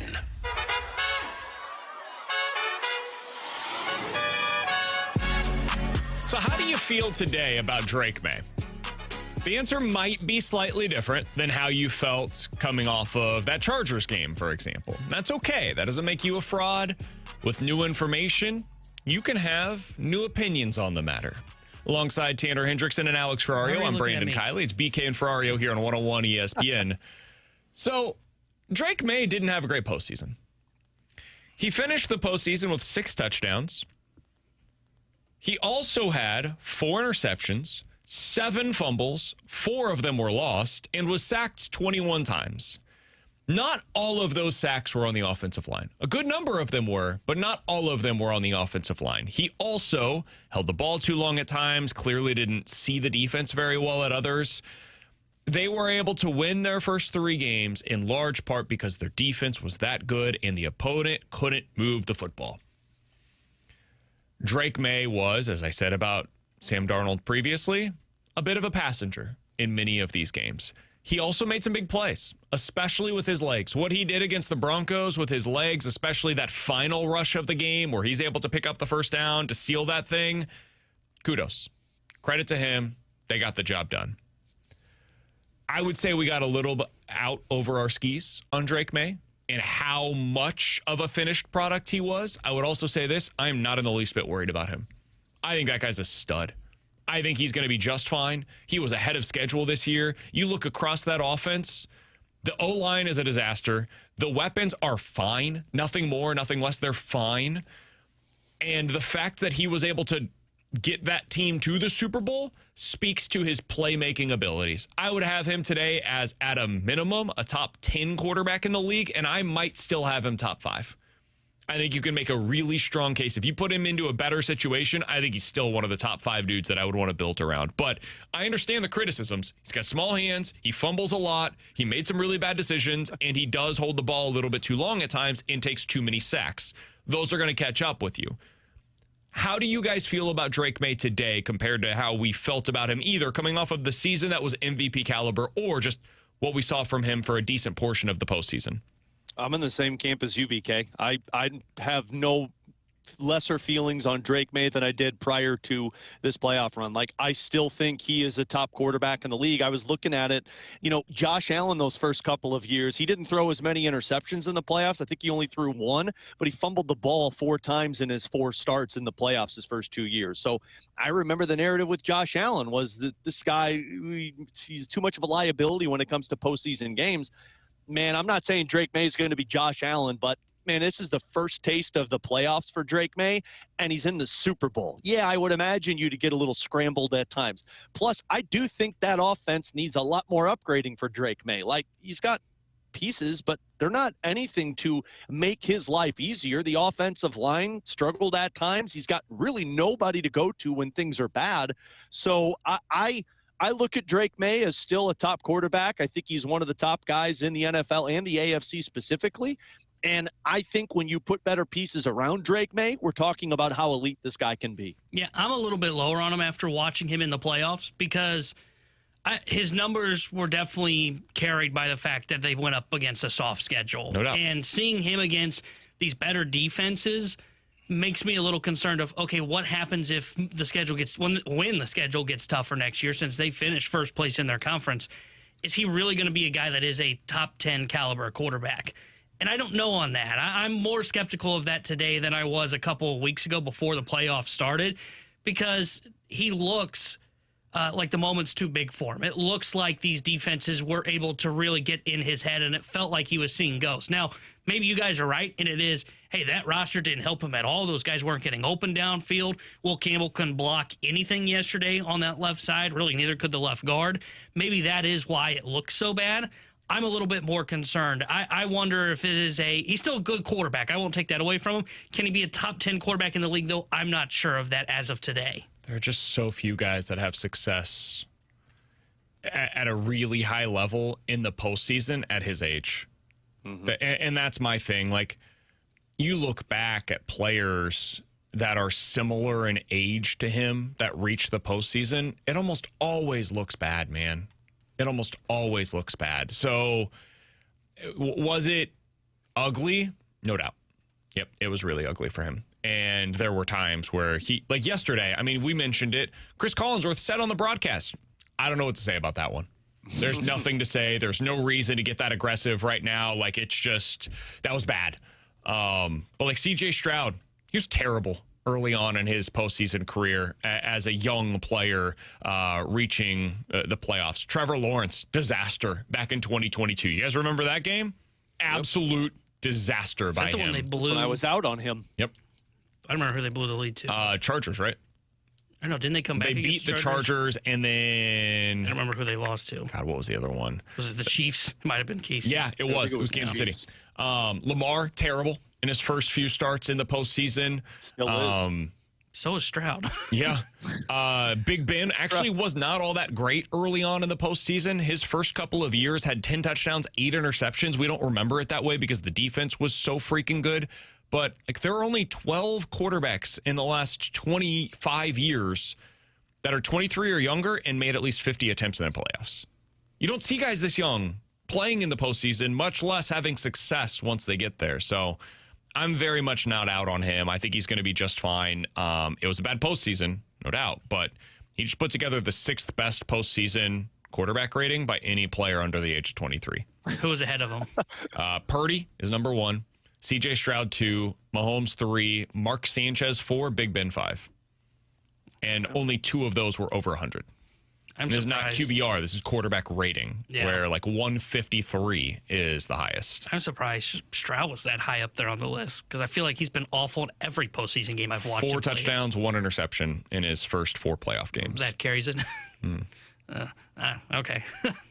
I don't know. I just see Drake Maye, and it could be his youth. And the other thing, too, like I didn't mention it, he clearly had a compromised shoulder. I mean, looking at some of those passes that he missed last night, like the back shoulder one, I think it was Henry, if I'm not mistaken, on a little seam pass up there, missed it completely. Nearly got his tight end killed. Maybe on the interception, maybe that was part of it, too. He missed a couple of throws. When you're going up against the Seahawks and that good of a defense, you're not going to get many windows to really fit it into. When they're tight, and you've got to make a perfect throw, and he missed on a couple of ones that were open. Someone on the text line from the 618 said, already a top 5 quarterback for Drake Maye is insane, BK. Let's go through it. Like, who are the guys that you're definitively taking over him right now? Mahomes. Okay. Allen. Jackson. I'd still take Jackson. I'd still take Are Burrow. you? Yeah. Why are you taking Lamar over Drake? Genuine question. He's been an MVP twice. I think Lamar, I get it, this year was terrible for him. But we're talking about Drake and the questions that we have about him. They're primarily what he does against the best defenses in the NFL, and they're primarily about what he did in the postseason, right? Yeah. I still you think guys would Lamar. agree? Yeah, I still would take Lamar. I think Lamar has looked, though he's been bad, has still looked better than what Drake in the postseason? Yeah. Completely disagree. And he's had better weapons in the postseason than Drake Maye. Yeah, wildly disagree with that. And wildly, that was a good adjective. With Lamar being better in the postseason than what Drake Maye was this postseason? Hey, he has spoken, T-Bone. You keep your opinions to yourself. Whoa. He was the one who brought up wildly to my take. Yeah, I just off to the chambers I think with you. I think it's overstating what Lamar has done in the postseason and understating some of the positives that came from Drake Maye. If you want to take Lamar over Drake, that's cool. But I just think some of the criticisms that we have for Drake Maye right now are the same critiques that we've had for 5 to 7 years now about Lamar Jackson. But I'll throw him into the mix, sure. Who else? I still think the common football fan is going to take Lamar, even if because you and I are on the same wavelength, BK. He's a liability in the playoffs, but he still has won MVPs. Drake hasn't. So I think he's going to be there. So we've got Mahomes, Lamar, and Josh Allen. And Burrow. I think Burrow's up there. I mean, Burrow's was a stud in the playoffs. I mean, he got that wasn't, team. Though. Joe Burrow, if you go back and look at what he did in that postseason. I'd rather have Burrow over Drake Maye today. Why? I think Burrow's a better quarterback than Drake Maye watching him. Man, I don't know that I agree. Yeah, I think right now I'd have Burrow. I think my tune can change next year with Drake Maye. Like, I think that's the cutoff right now to where I'd have Burrow, but Drake Maye could probably leapfrog him by the end of this season. If I gave Joe Burrow's situation to Drake Maye, and if I gave Drake Maye's situation to Joe Burrow, we think Joe Burrow's the one that's having more success? I think he's probably I think so. You I think Joe he's Burrow's having more success with Stephon Diggs and Kayshon Boutte and Hunter Henry and that offensive line than Drake Maye would have with Jamar Chase and T. Higgins as his top 2 wide receivers? Yeah, I do. Okay. I think Burrow's that good a quarterback. I think he could lift that roster up a little bit better than Drake Maye did. I think we give Joe Burrow a lot of credit for one postseason run where his defense was actually the best thing that they had. And then he got absolutely exposed in that Super Bowl. He was every bit as bad in that Super Bowl as Drake Maye was yesterday. This is starting to sound like a petty Chiefs fan that lost. That's what I heard, too. No. Yeah, because I remember him kicking the crap out of Mahomes. This entire segment is me saying Drake Maye rocks. I would take him as a top 5 quarterback, and I don't think it's all that controversial. I would take, now, he wouldn't be one you probably throw in here in the long run because of his age, but Stafford I would have over him. That's a fair one. I've got no critiques there. Here's one where I wildly disagree. Wildly. Another one that I would throw in ahead of him, because I thought he played excellent in the postseason this year compared to what we saw from Drake Maye, and it was his first postseason experience as well, would be Caleb Williams. I think Caleb Williams is going to be better in the long run than Drake Maye, and I get it. He had a better situation around him. He had I would call him more, I would say a better play caller at this point. Agreed. And Ben Johnson. But, I mean, watching Caleb, man, he did some special stuff, and he was pretty good this postseason run. Like, I would have right now 7 quarterbacks ahead of Drake Maye before. I think he's I'd have about 6. I think he's in that range with, like, he may not fall into this either, but like Jared Goff, Dak Prescott, guys like that I would take here. What? Yeah. I wildly disagree. No, we're not going to wildly disagree. That's absurd. Did you say Drake terrible. Maye is in the same conversation with Jared Goff? Yes. Jared Goff, who is only good when his supporting cast is perfect. Drake Maye, who just carried a team to a 14-3 record and went to the Super Bowl. Against a really bad schedule. Wasn't a Team bad had schedule. to pay to get rid of Jared Goff. Yeah. To get a top T-Bone. 7 T-Bone. quarterback to go win a Super Bowl, as I just Correct, said. because they said this guy Goff fell in that stinks. 8 to like 13 range. T-Bone, this That is a wild take, man. This is a wild That's take. insanity. I don't think so. Yeah. I don't think so. You are as wrong on this as I am about Jordan Love. Whoa. I am clearly and definitively you wrong about are Jordan Love. definitely wronger on Jordan I think Love. he's awesome. I will forever go to bat for the guy. I have no evidence to support the fact that he's so T-Bone. great. Timo, you could have used so many other examples. You could have used Jalen Hurts. You could have used Brock Purdy. I think Hurts, Purdy, Goff. I think those guys all fall into that. Yeah. Brock Purdy Yes. and Yes. Drake Maye are the Yes. same in your mind? Yes. Maye was terrible against any good defense he went up against this year. The Bills this year on Monday Night Football. He was good against them once. It. He was good against them once. Yeah. He was terrible the second time Pretending around. like it didn't happen? Hey, Timo, you got to stop digging this grave, dog. No, man, I feel confident in that. I think he Clearly, falls in that. you are not only wrong, He's in you the are mix. loud wrong right now. No. I'm still baffled that we're having this conversation about Drake Maye, and the first guy you throw out there is Jared Goff. And did you hear him soften it before he even threw the name out?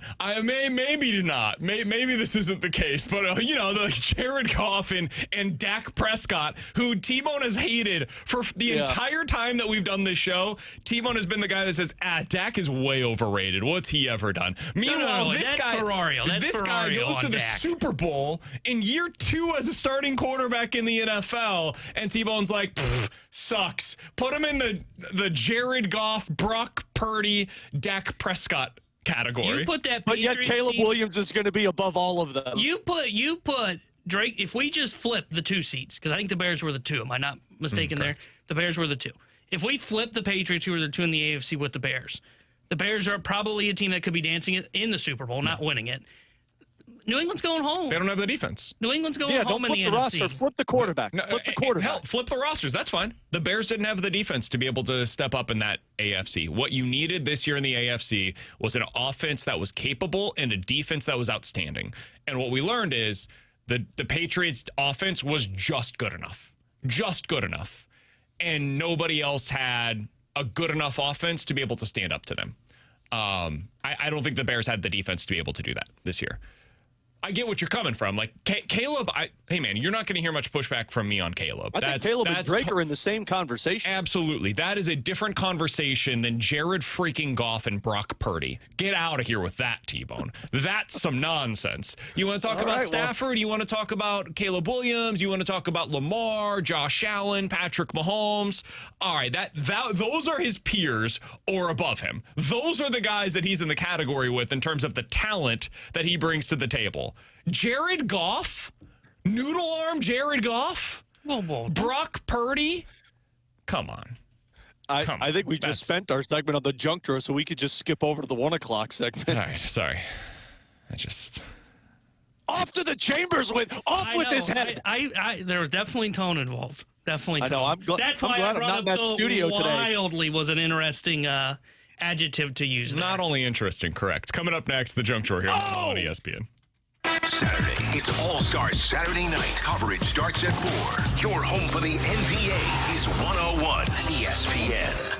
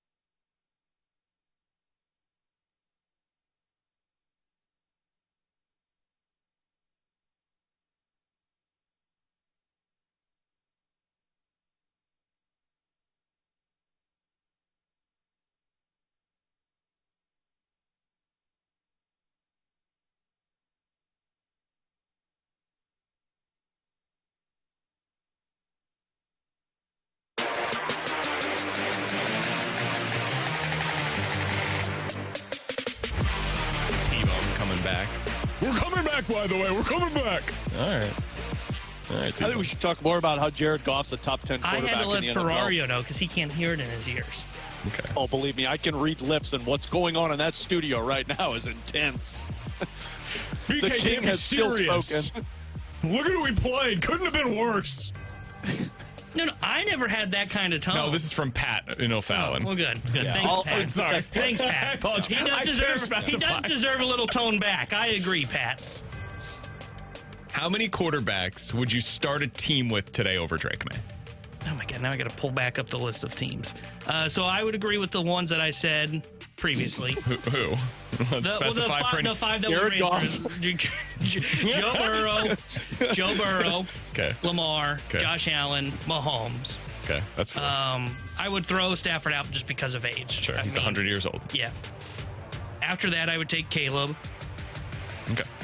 And I think he's in the conversation between Dak, Herbert. I know you wouldn't like it, but I think Goff has proven that he can still be a guy. Hold on. Yeah. Yes. Yes, Brandon, do you have a question? We're going to talk about playoff struggles, and Yes. that being the reason why you're out on Drake Maye.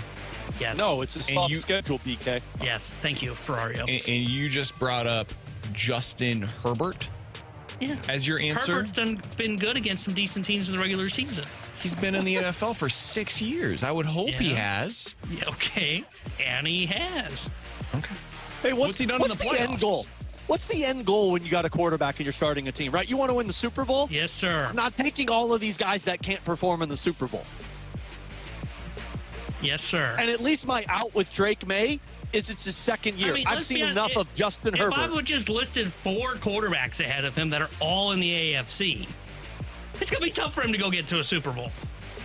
Oh, yeah. I think it's going to be really hard for Drake Maye to get back, in all seriousness. Like, there's a decent but one- chance this was his Yeah. one opportunity. I kind of like Joe Burrow.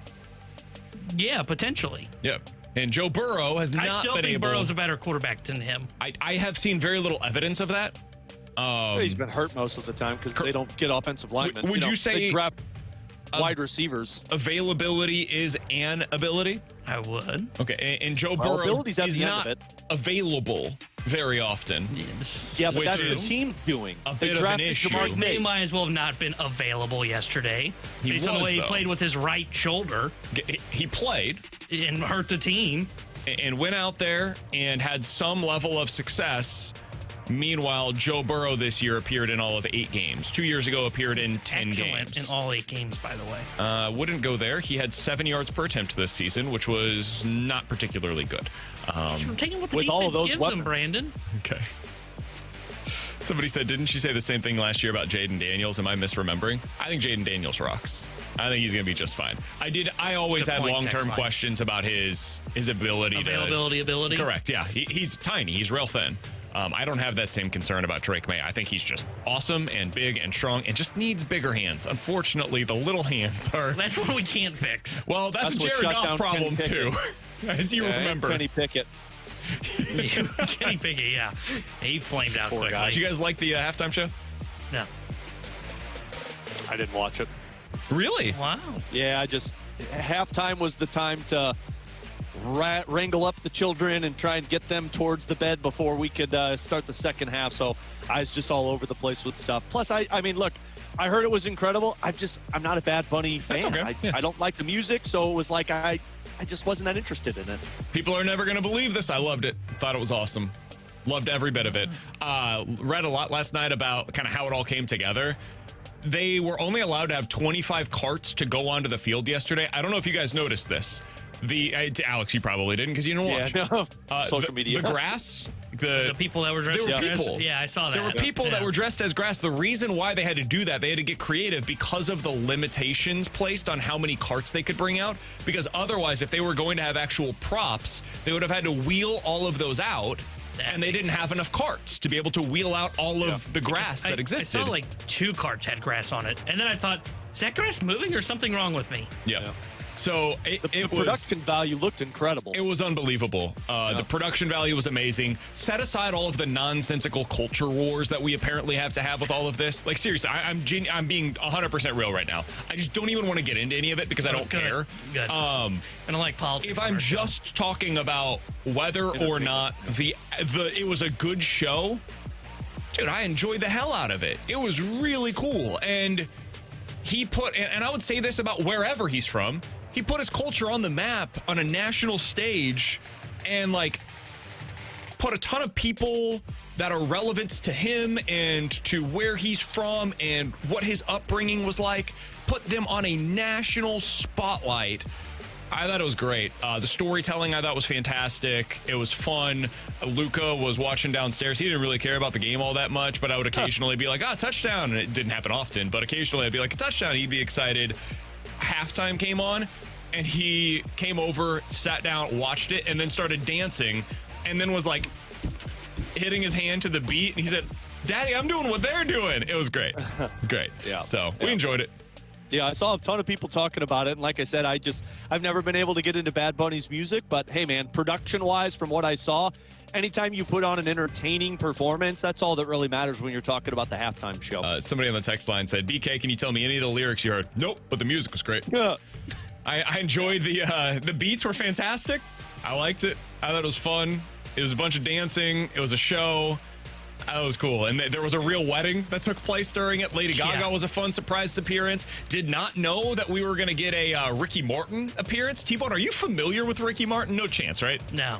Is that the one who sang, the second one that sang? Yeah. Okay, I didn't know Living who La that Vida was. Loca? You don't, that And was Ricky way Martin, before you, right? Okay. Yeah. And Ricky Martin, by the way, I don't know what he's doing, but that man looks like he's still the same age as he was back in the 90s when he Looks better. saying shake. Yeah, it's like, come on, Ricky, this is unfair, man. Mahomes Longbody said, "Was there a real wedding? Like, did somebody actually get married at halftime?" Yeah. That's what the It's reports legit. are. I don't know if that got confirmed or not, but that's what it was reported. Yeah, no, to it be. was. Yep. And he had a bunch of. I saw Ronald Acuna was there. Yeah. Pedro Pascal. Someone I think said, Cardi B was there. Yeah, I think someone said Jessica Alba was there too. That one I didn't Jessica see. Alba was there. I saw I heard that. that earlier today. I did Okay, not I didn't see see her as part of it, but Yeah. yeah, it's a ton of celebrity. I thought it was great.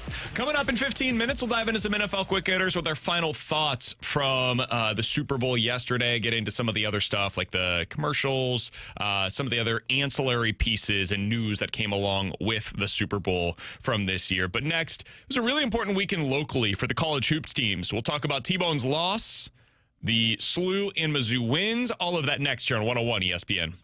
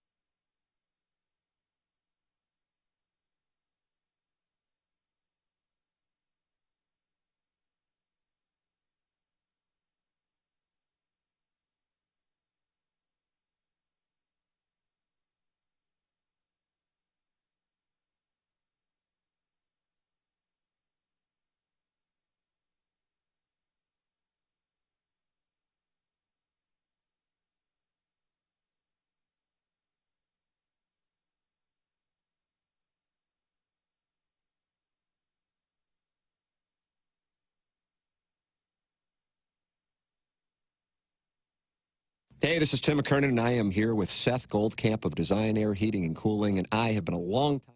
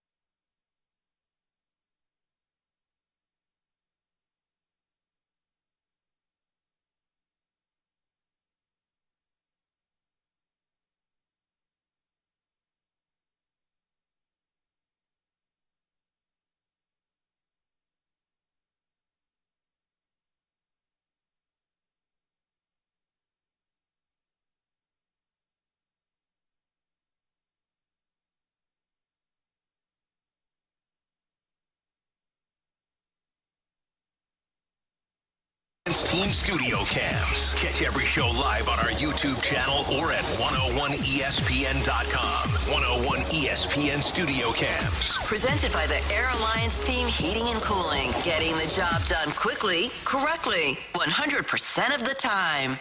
WXOS HD1 East St. Louis 101 ESPN is driven by Brown and Crouppen Law Firm. This is exactly where you want to be listening to us. It's BK and Ferrario on 101 ESPN.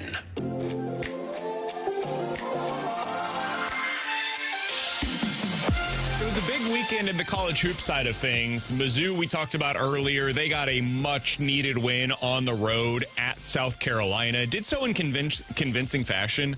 Really never had to look back in that one. And basically played 7 players the entire game, which is something that I've been hopeful that they would do as they get further and further into conference play. SLU side of things, they did what they needed to do. They beat the hell out of LaSalle. It was a bit of a slow start for them, but then the second half happened, and it pretty much went the way that most SLU games go, where they have an avalanche of points, and they end up winning that one by about 25 as well. I want to spend most of the time in this segment, though, talking about the team that has the best chance locally to win a national championship and the team that over the weekend had the biggest game. Illinois played on the road at Michigan State. Both of these teams were ranked in the top 10 and were deserving top 10 rankings. It was a fantastic basketball game. It went to overtime, and Illinois lost 85-82, again, on the road at Michigan State.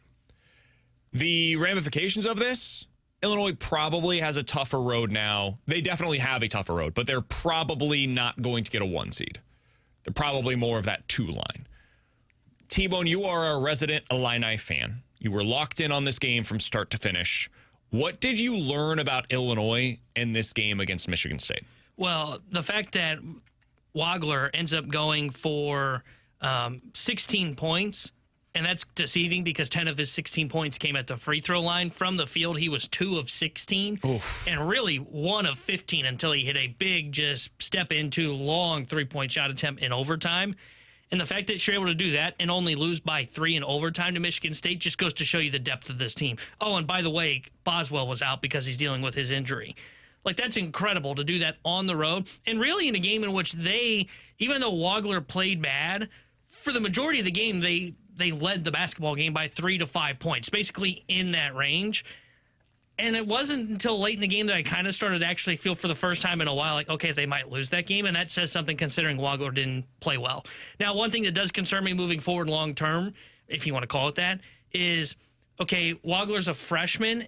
And it's not that it was he just didn't shoot the ball where he was wide open and shots weren't going in. There was some of that in the first half. Open 3, misses it. You know what? You live with it. You just keep letting that shot fly. He started to press very heavily towards that second half, knowing I need to do something. And I don't think that's necessarily the case with this Illini team, right? This isn't teams of the past where it was, hey, if Terrence Shannon didn't have a good game, Illinois is going to lose. So Shannon has to figure out and try and find his shot and get going. Wagler doesn't need to do that, and he started to force some shots, getting into the lane, taking tough, contested 2-point shot attempts inside the paint when he's got a big man and a guard that's on him at the same time. That is one thing that I hope Brad Underwood's going to work with him and teach him as we get towards the home stretch here, the regular season, of, hey, you don't have to just put your head down and try and make something happen. Allow the guys around you to do it. But I still feel very high on this team. And though, yes, it is hard to get the 1 seed, I think it now just comes down to they got to beat Michigan. You know, they host Michigan towards the end of the regular season. I think they can beat Michigan. It's going to be a tough task because they are very good. But that's the game that will probably determine if they can be a 1 seed, is if they are able to take down the Wolverines. I would just go to this angle. You're without Boswell, who's one of your, 6 best players, conservatively speaking? Top 3. Wagler was 2 for 16 from the field. Those are your top 2 guards, or at least 2 of your top 3 guards at a minimum. You're on the road, taking on a team that's lost 4 games this year and is a top 10 team in the country, has one of the best players in the country in Jeremy Fears, and it took overtime to beat him. Think about that for a second. Your best scorer recently goes 2 for 16 from the field. One of your other best players doesn't play. You're on the road at a top 10 team, and you lose in overtime by 3 and you had every opportunity to win the basketball game. By the way, the another thing, too, both Ivisic brothers were in foul trouble the whole game. I mean, that's a lot that had to happen to lose. I came away from that game strangely feeling even better about Illinois than I did going in terms of what they're going to be able to do once we get to the NCAA tournament. I have almost zero questions about this team. Could they lose? Of course, yes. Anybody can lose on any given day, but they have so many strengths and so few weaknesses as a team that I believe in this roster to be able to get further than they've been able to go really under most of these Brad Underwood teams. They have not yet reached the Sweet Six. They had that one team that went to the Elite Eight. This team has that kind of a feel to it, in my opinion. I think they're special, man. I think this is as good as it gets under Brad Underwood. Yeah, they're deep. They can score. They can defend. They've got it all. One thing that I don't know how much it concerns me, but it is something that I've brought up in the past to you guys when I've vamped on those teams that I thought were better than they were, is at times I've felt like in the tournament, Brad Underwood's been out-coached, and I thought he got out-coached in that game against Michigan State by Tom Izzo. Now, Izzo's one of the best to do it, but if you're going to go and get to the Final Four and get to a national championship, you're going to run into some of the best coaches, right? You're going to run into potentially Dan Hurley again. You're going to potentially run into Izzo maybe in your path there. And in the first half, I thought that everything was fine. Like, I thought there was no issues. He couldn't come up with answers to stop Fears in the contest. And they ran the same thing over and over again. We're going to go pick and roll with Fears. Fears is going to get the guard on his back, and he's going to shield him off and dribble for a couple of seconds while his big goes in and seals off the center, and boom, then it's just an easy path to the basket. And there was never really an adjustment for them to slow down Fears, and that's been my complaint of Brad Underwood in the past, like the year they lost to Loyola Chicago. I said, the type man, he got out-coached, and he couldn't come up with an adjustment. And I saw that a little bit in this contest on Saturday against Michigan State. If you like college hoops, tonight's a good night for it. Arizona on the road at Allen Fieldhouse to play against Kansas. Kansas is a team that is peaking at the right time. Darren Peterson, their all-world freshman, who has been on this weird minutes restriction this year. I think it's related to his agent. There's just a bunch of stuff there. But, man, when he plays, he's one of the 3 to 5 best players in the country. And that might not be giving him enough credit. He might be the best player in the country this season. If you watch tonight, you will see his shot. It's weird. I don't say this to say that he's going to be this guy. His shot looks like he watched a lot of Kobe Bryant and Michael Jordan when he was growing up. It's the exact same release. It's unbelievable. It's almost hard to fathom how closely it resembles that. Arizona is the best team in the country so far this season, and they're undefeated on the year. It's basically a pick'em at Allen Fieldhouse. This is going to be one that if you have any interest in college basketball, I highly recommend checking it out. It's on ESPN tonight. It'll be worth your time. You'll get some really good hoops action. Arizona at Kansas, one of the biggest games of the regular season, because this could have huge implications for seeding and everything down the road. So this is the kind of thing that, like, this could be a Final Four preview of what we could see a month and a half from now. And this would be a game, if you're an Illinois fan, you would be rooting for, well, I guess you'd be rooting for Kansas technically, so you can potentially knock down Arizona a little bit for the race for the 1 seed. Or actually, I think I would almost go the opposite. Easier to root for Arizona. Yeah, that way because Arizona locks it in. Michigan. And Kansas, this would put them further down. Yeah, you're probably right. Thinking about it now. You're probably right, because then you get a chance to go one-on-one with Michigan. And if we're being honest, you might get Michigan twice, because they're probably going to be, whoever wins that Michigan could potentially win the Big Ten regular season title. Probably running them the Big Ten tournament, beat them in regular season, beat them there. You got your path to the 1 seed. Some good basketball games over the next couple of days. There's also Nebraska versus Purdue next game tomorrow. No. Huh? I said, don't you say Missouri's next game. No. I was just saying, like, tonight you've got Kansas versus Arizona. Tomorrow, Purdue versus Nebraska. So for the lack of content that's out there on the sports world, the college hoop side of thing is pretty good. Alex, any thoughts on college basketball? No, I got to be honest with you guys. My audio's been cutting in and out. I didn't hear like the first 5 minutes of what you've been saying. But I played it right. NFL quick hitters here on 101 ESPN. We want to hear from you. Use the Scott Lee Mic Drop feature on the 101 mobile app. Give us your opinion on anything St. Louis sports with a mic drop. Brought to you by the Scott Lee Heating Company. Why do the national tax resolution firms need the tiny fine print at the bottom of all their TV ads? Hi, this is Lance Drury with the Lance Drury Law Firm. You don't hear fast-talking disclaimers in our ads because the claims we make are 100% transparent. The Lance Drury Law Firm primarily focuses on one thing, IRS problems, and we're regulated by the Bar Association, and we have a AAA rating with the Better Business Bureau. IRS issues are serious legal issues. The Lance Drury Law Firm has helped thousands of clients navigate the best resolution plans, and we tell you up front exactly how much it'll cost.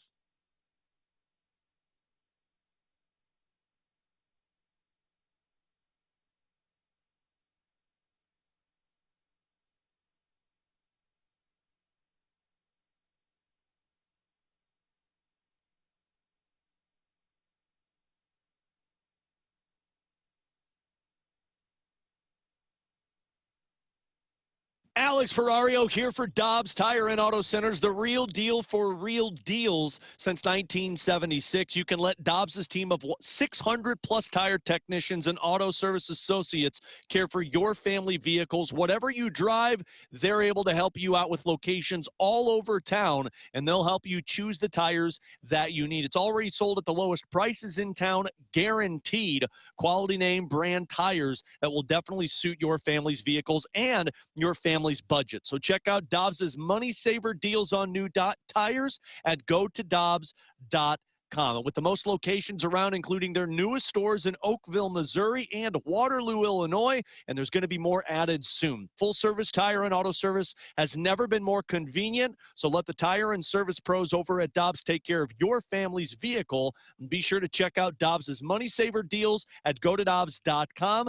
Dobbs, the real deal for real deals since 1976.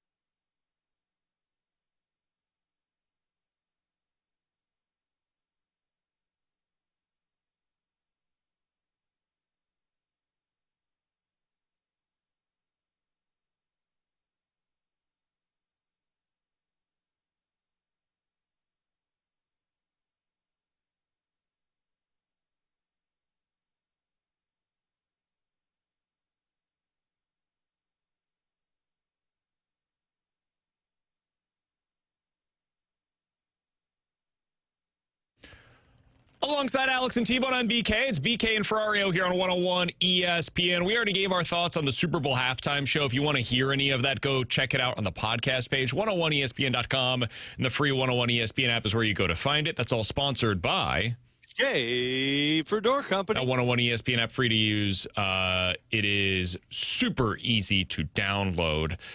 Do you guys have a favorite Super Bowl halftime show in recent years?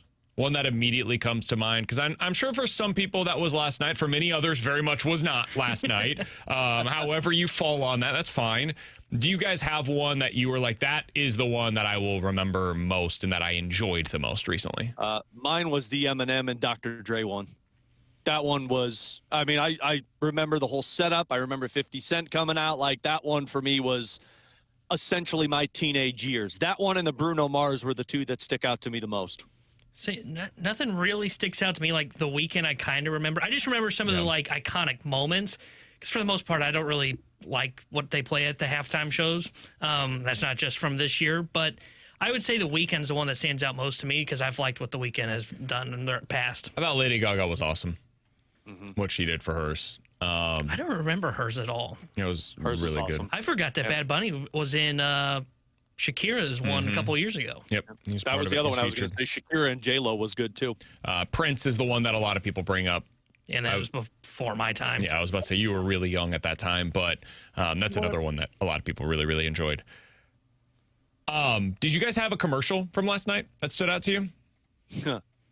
I had a couple that were just, I thought were hilarious. One was the singing toilets, the Phil Collins song, where at the end of it, they're like, check your pee. Thought that was funny.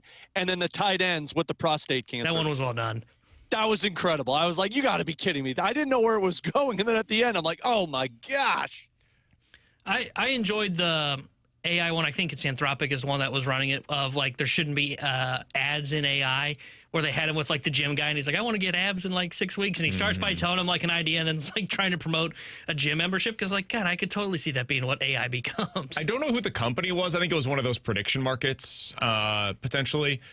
But the one that had just like the lyrics on the screen.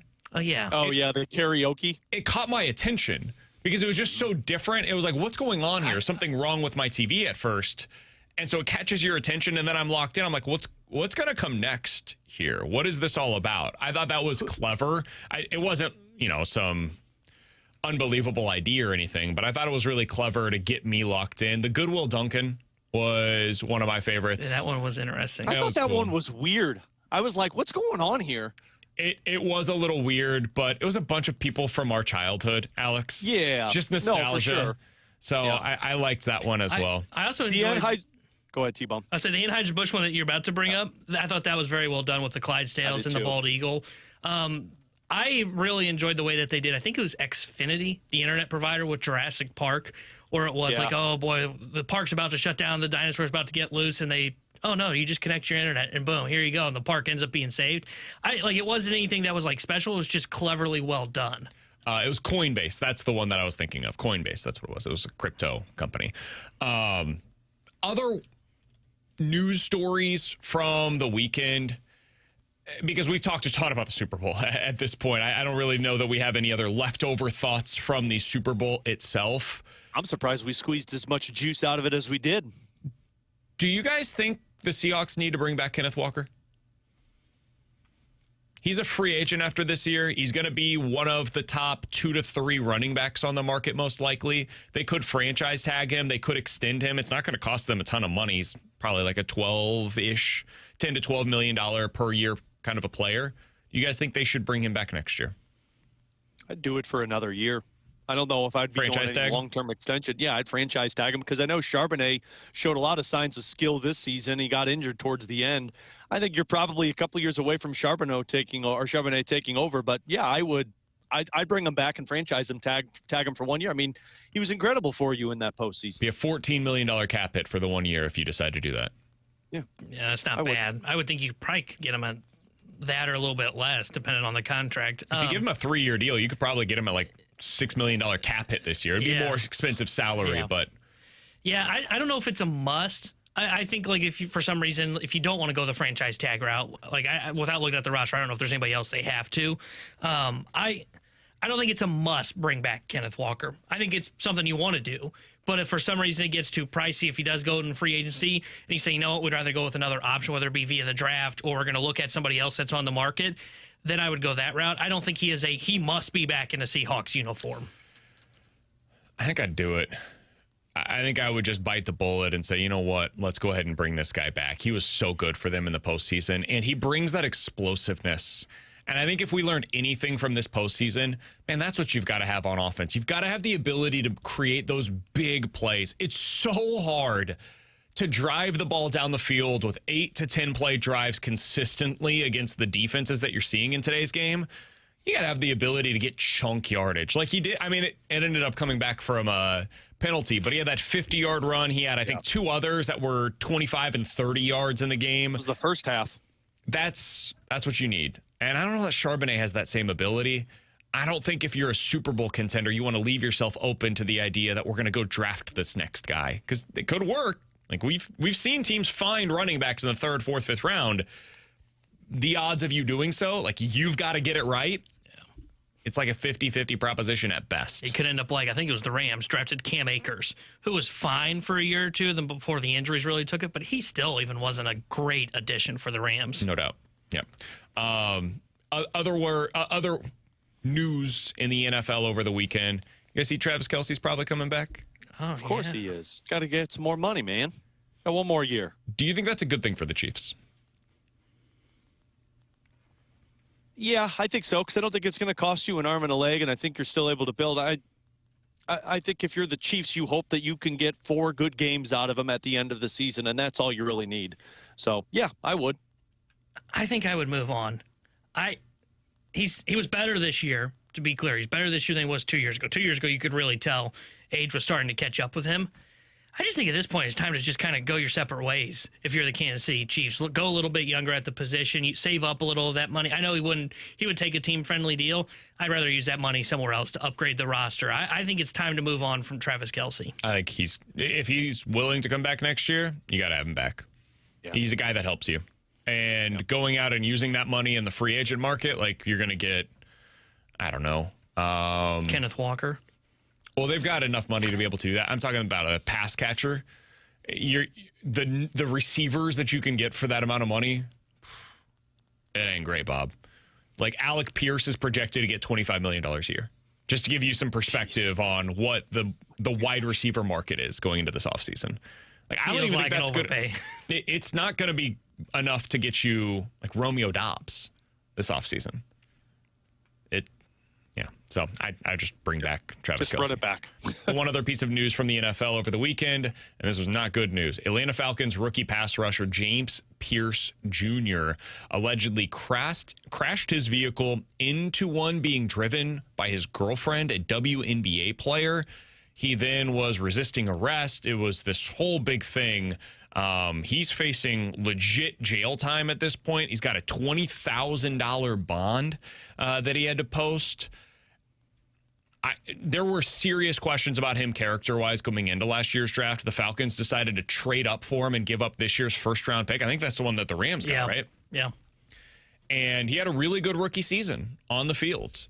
And now we get literally like the weekend that the season came to its conclusion, and he's arrested, and we have no idea if he's going to be able to play football again. Just a reminder that sometimes, especially as we get closer to the NFL draft, sometimes I think the character concern stuff is nonsense. When guys are publicly coming out that cover the draft and say, I don't know that anybody should draft this guy, and then he goes in the first round, it's okay to have some questions on whether or not that was the right call. And this was one of those examples of it can go horribly awry, and it ends up with a real issue for him and for the team and everybody around him. This was reckless and horrible.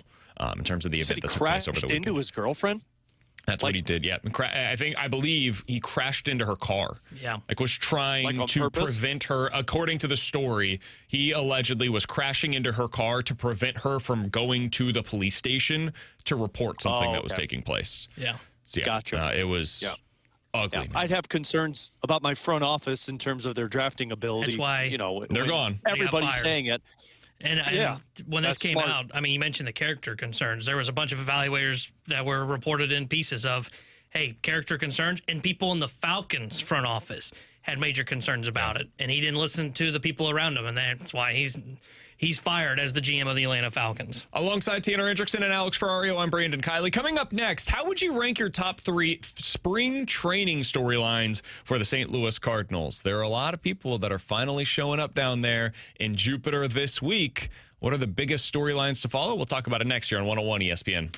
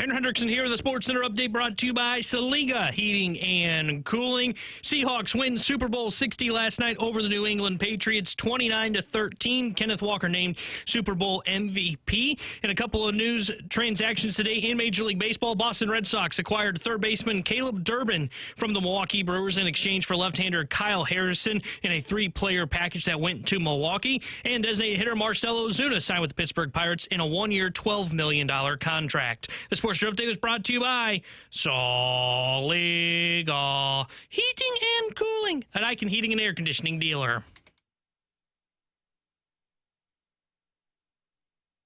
BK and Ferrario on 101 ESPN.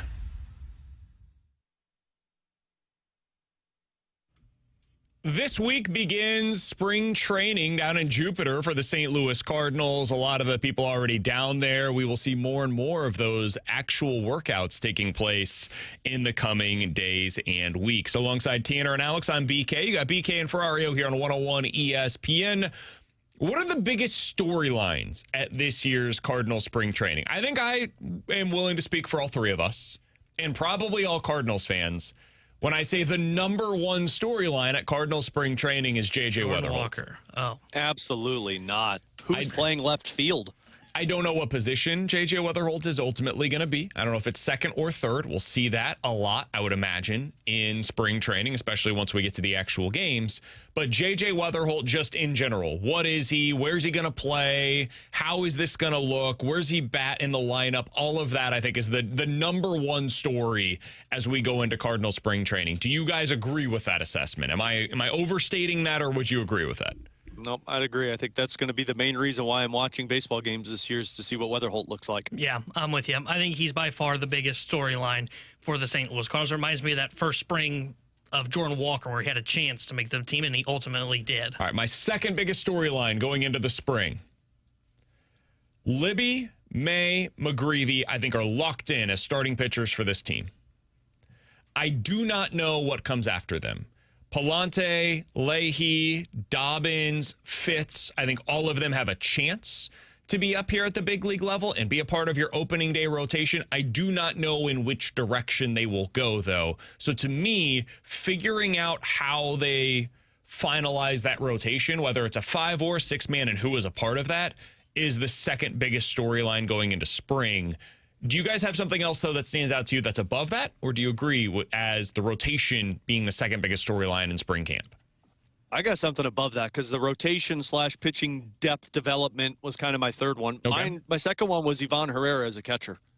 There's kind of a two-parter, and one of it is just obviously how he handles that position as a catcher. You know, what's the quality look like? What's the health look like? Can you maintain that level? And I know it's just spring training, but I would imagine you're going to get a decent run of working out behind there, but it's also that bat. You know, I think there's going to be a lot of eyes locked on Ivan Herrera as health-wise, can you play to the same level offensively that you're expecting while you're playing the catcher position and how you work with those pitchers. So Ivan Herrera is my number 2 because I think he is a massive piece into this puzzle of exiting out of the rebuild faster. Ironically, I think he's maybe the biggest storyline, and like I'm including J.J. Weatherholt in this area for the regular season. I just don't know how much I'm going to learn about him as a catcher in spring training. And so that was my biggest question about this on like, how much can I realistically learn about him while they're in these spring training exhibitions? I don't know. That I do agree with you though, Alex. It's a huge storyline for the Cardinals season. Yeah, I agree with that because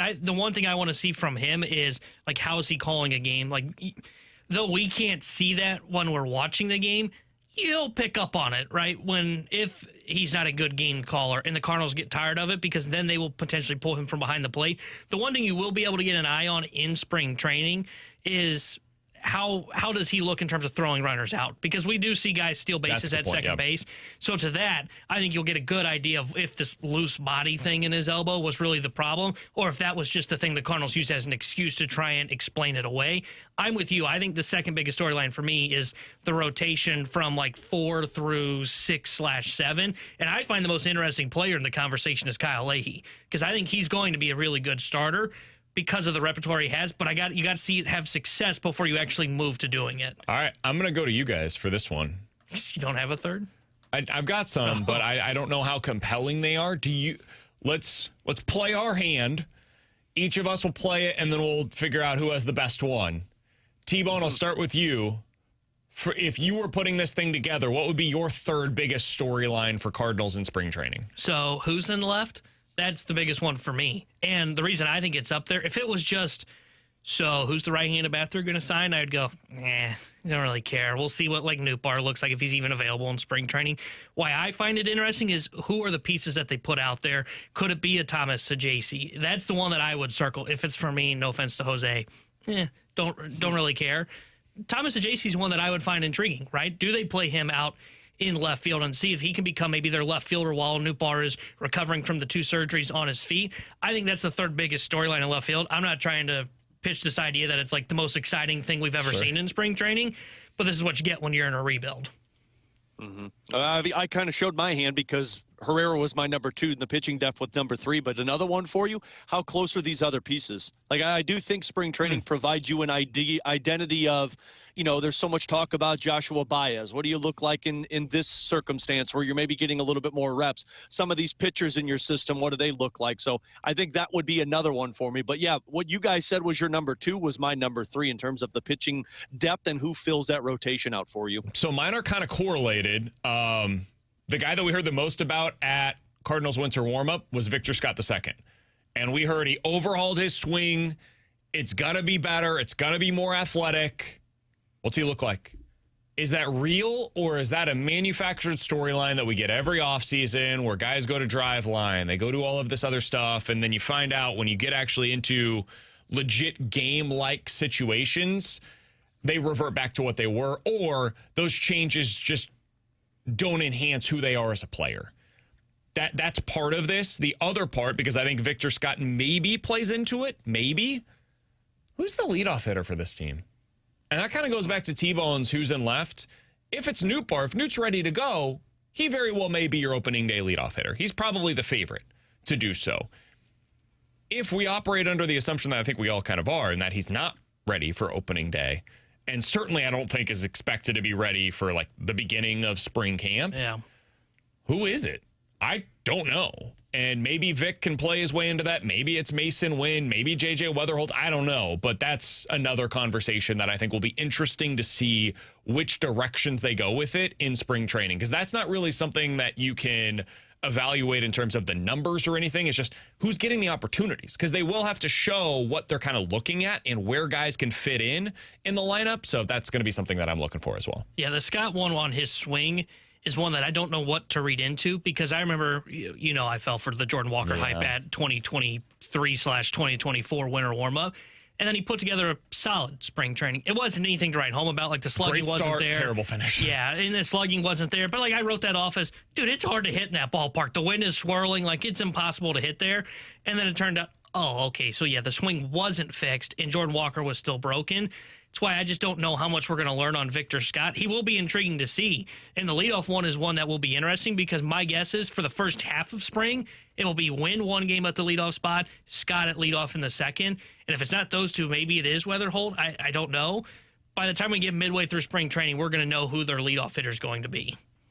I think it's going to be Mason Wynn. I've already in my head assumed that Mason Wynn's going to get that opportunity, because they've used him in the bottom of the lineup. They use him at the top of the lineup. I just think you're going to see that guy replacing Brendan Donovan. If he's the clubhouse leader, the voice, the face they're going to build around, I think that's going to be your leadoff hitter. No one wanted to talk about the bullpen at all for spring training? Or Walker and Gorman. Yeah, or Walker and Gorman. I think it's kind of set. But for me, there's nothing I'm going to learn from Walker and Gorman in spring training. I don't care what you do in spring training. Agreed. And on the bullpen side of things, I think O'Brien, JoJo, Swanson, Stanek, those guys are all guaranteed. Yeah, well, I guess he's not guaranteed. If he looks terrible in spring, then he'll be gone. Graceffo. Yeah. That's 6 of your 7 or 8 dudes. Yeah. Depending on how they go about it with the 6-man rotation potentially. So I just don't know that there's a ton of competition that exists within that group. Granillo, maybe. But then the other thing is that 7th and 8th spot, I just don't really care, because they're going to switch it up so much over the course of the first month that, Okay, so they brought on Chris Roycroft for opening day. And on the second week of the season, Chris Roycroft's going down and Andre Granillo is coming back up.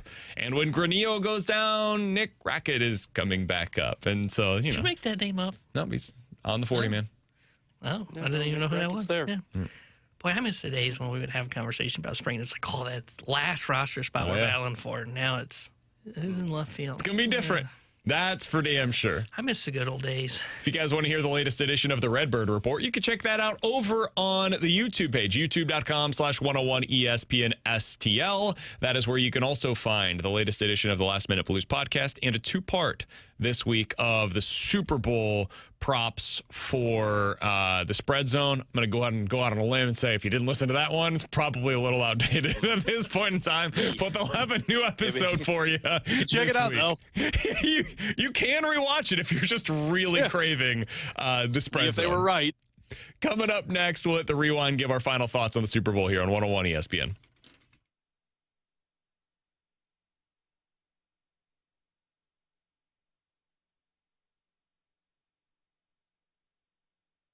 Hey, it's Jamie Rivers here, and I'm joined by my friend and St. Louis real estate expert, Gloria Liu, with your home sold guaranteed realty. Gloria, everyone knows you for your guaranteed sold program, but you can also help your sellers get multiple cash offers, right? That's right. Some sellers are looking for speed, certainty, and to avoid repairs and open houses. I just helped a family in December to sell their parents' estate. They chose me because I offered 4 cash offers at our first meeting, which gave them options picking the best cash offer, whether it's multiple cash offers or my guaranteed sold program. My sellers are always in control to sell fast and for the most money.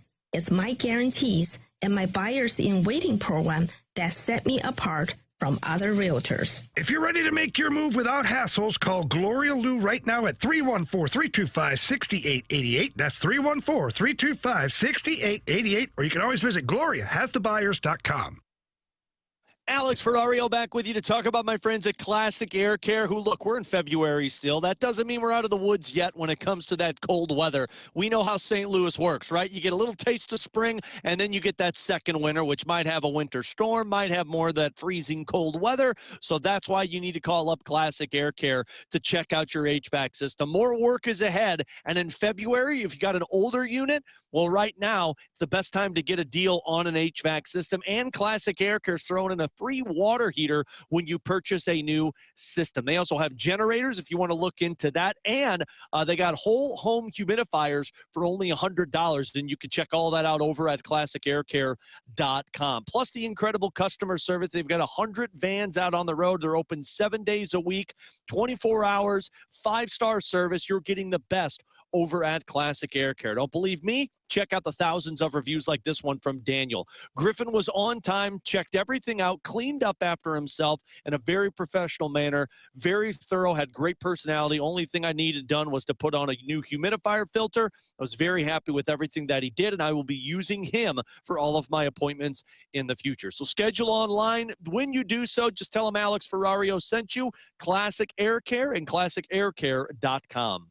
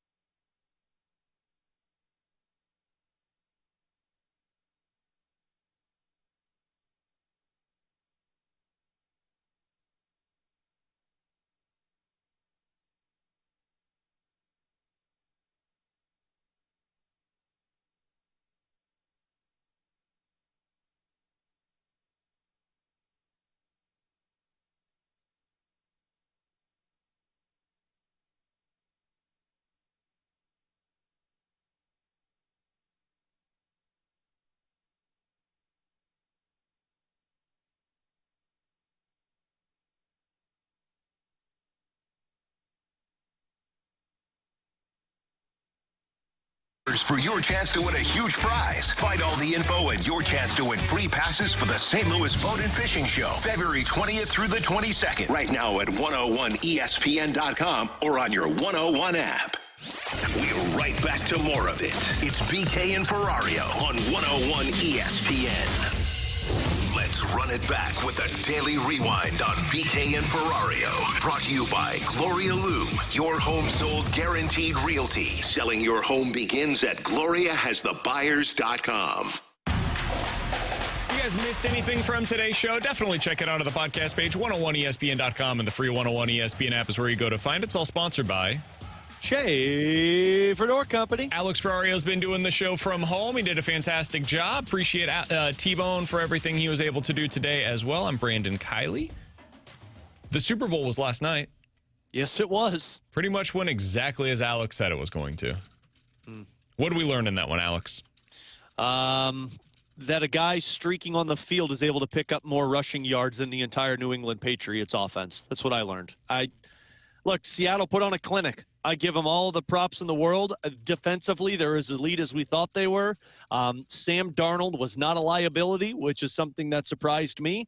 And they were able to get the job done. New England just looked like they were too new to the game to get themselves over that threshold. By no means do I think any less of Drake Maye. I think that's what you'd expect from a young guy in the Super Bowl. But he looked overmatched. That offensive line looked overmatched. They look like are in desperate need of some difference makers on the offensive side. And the better team not only won, but won by halftime. Yeah.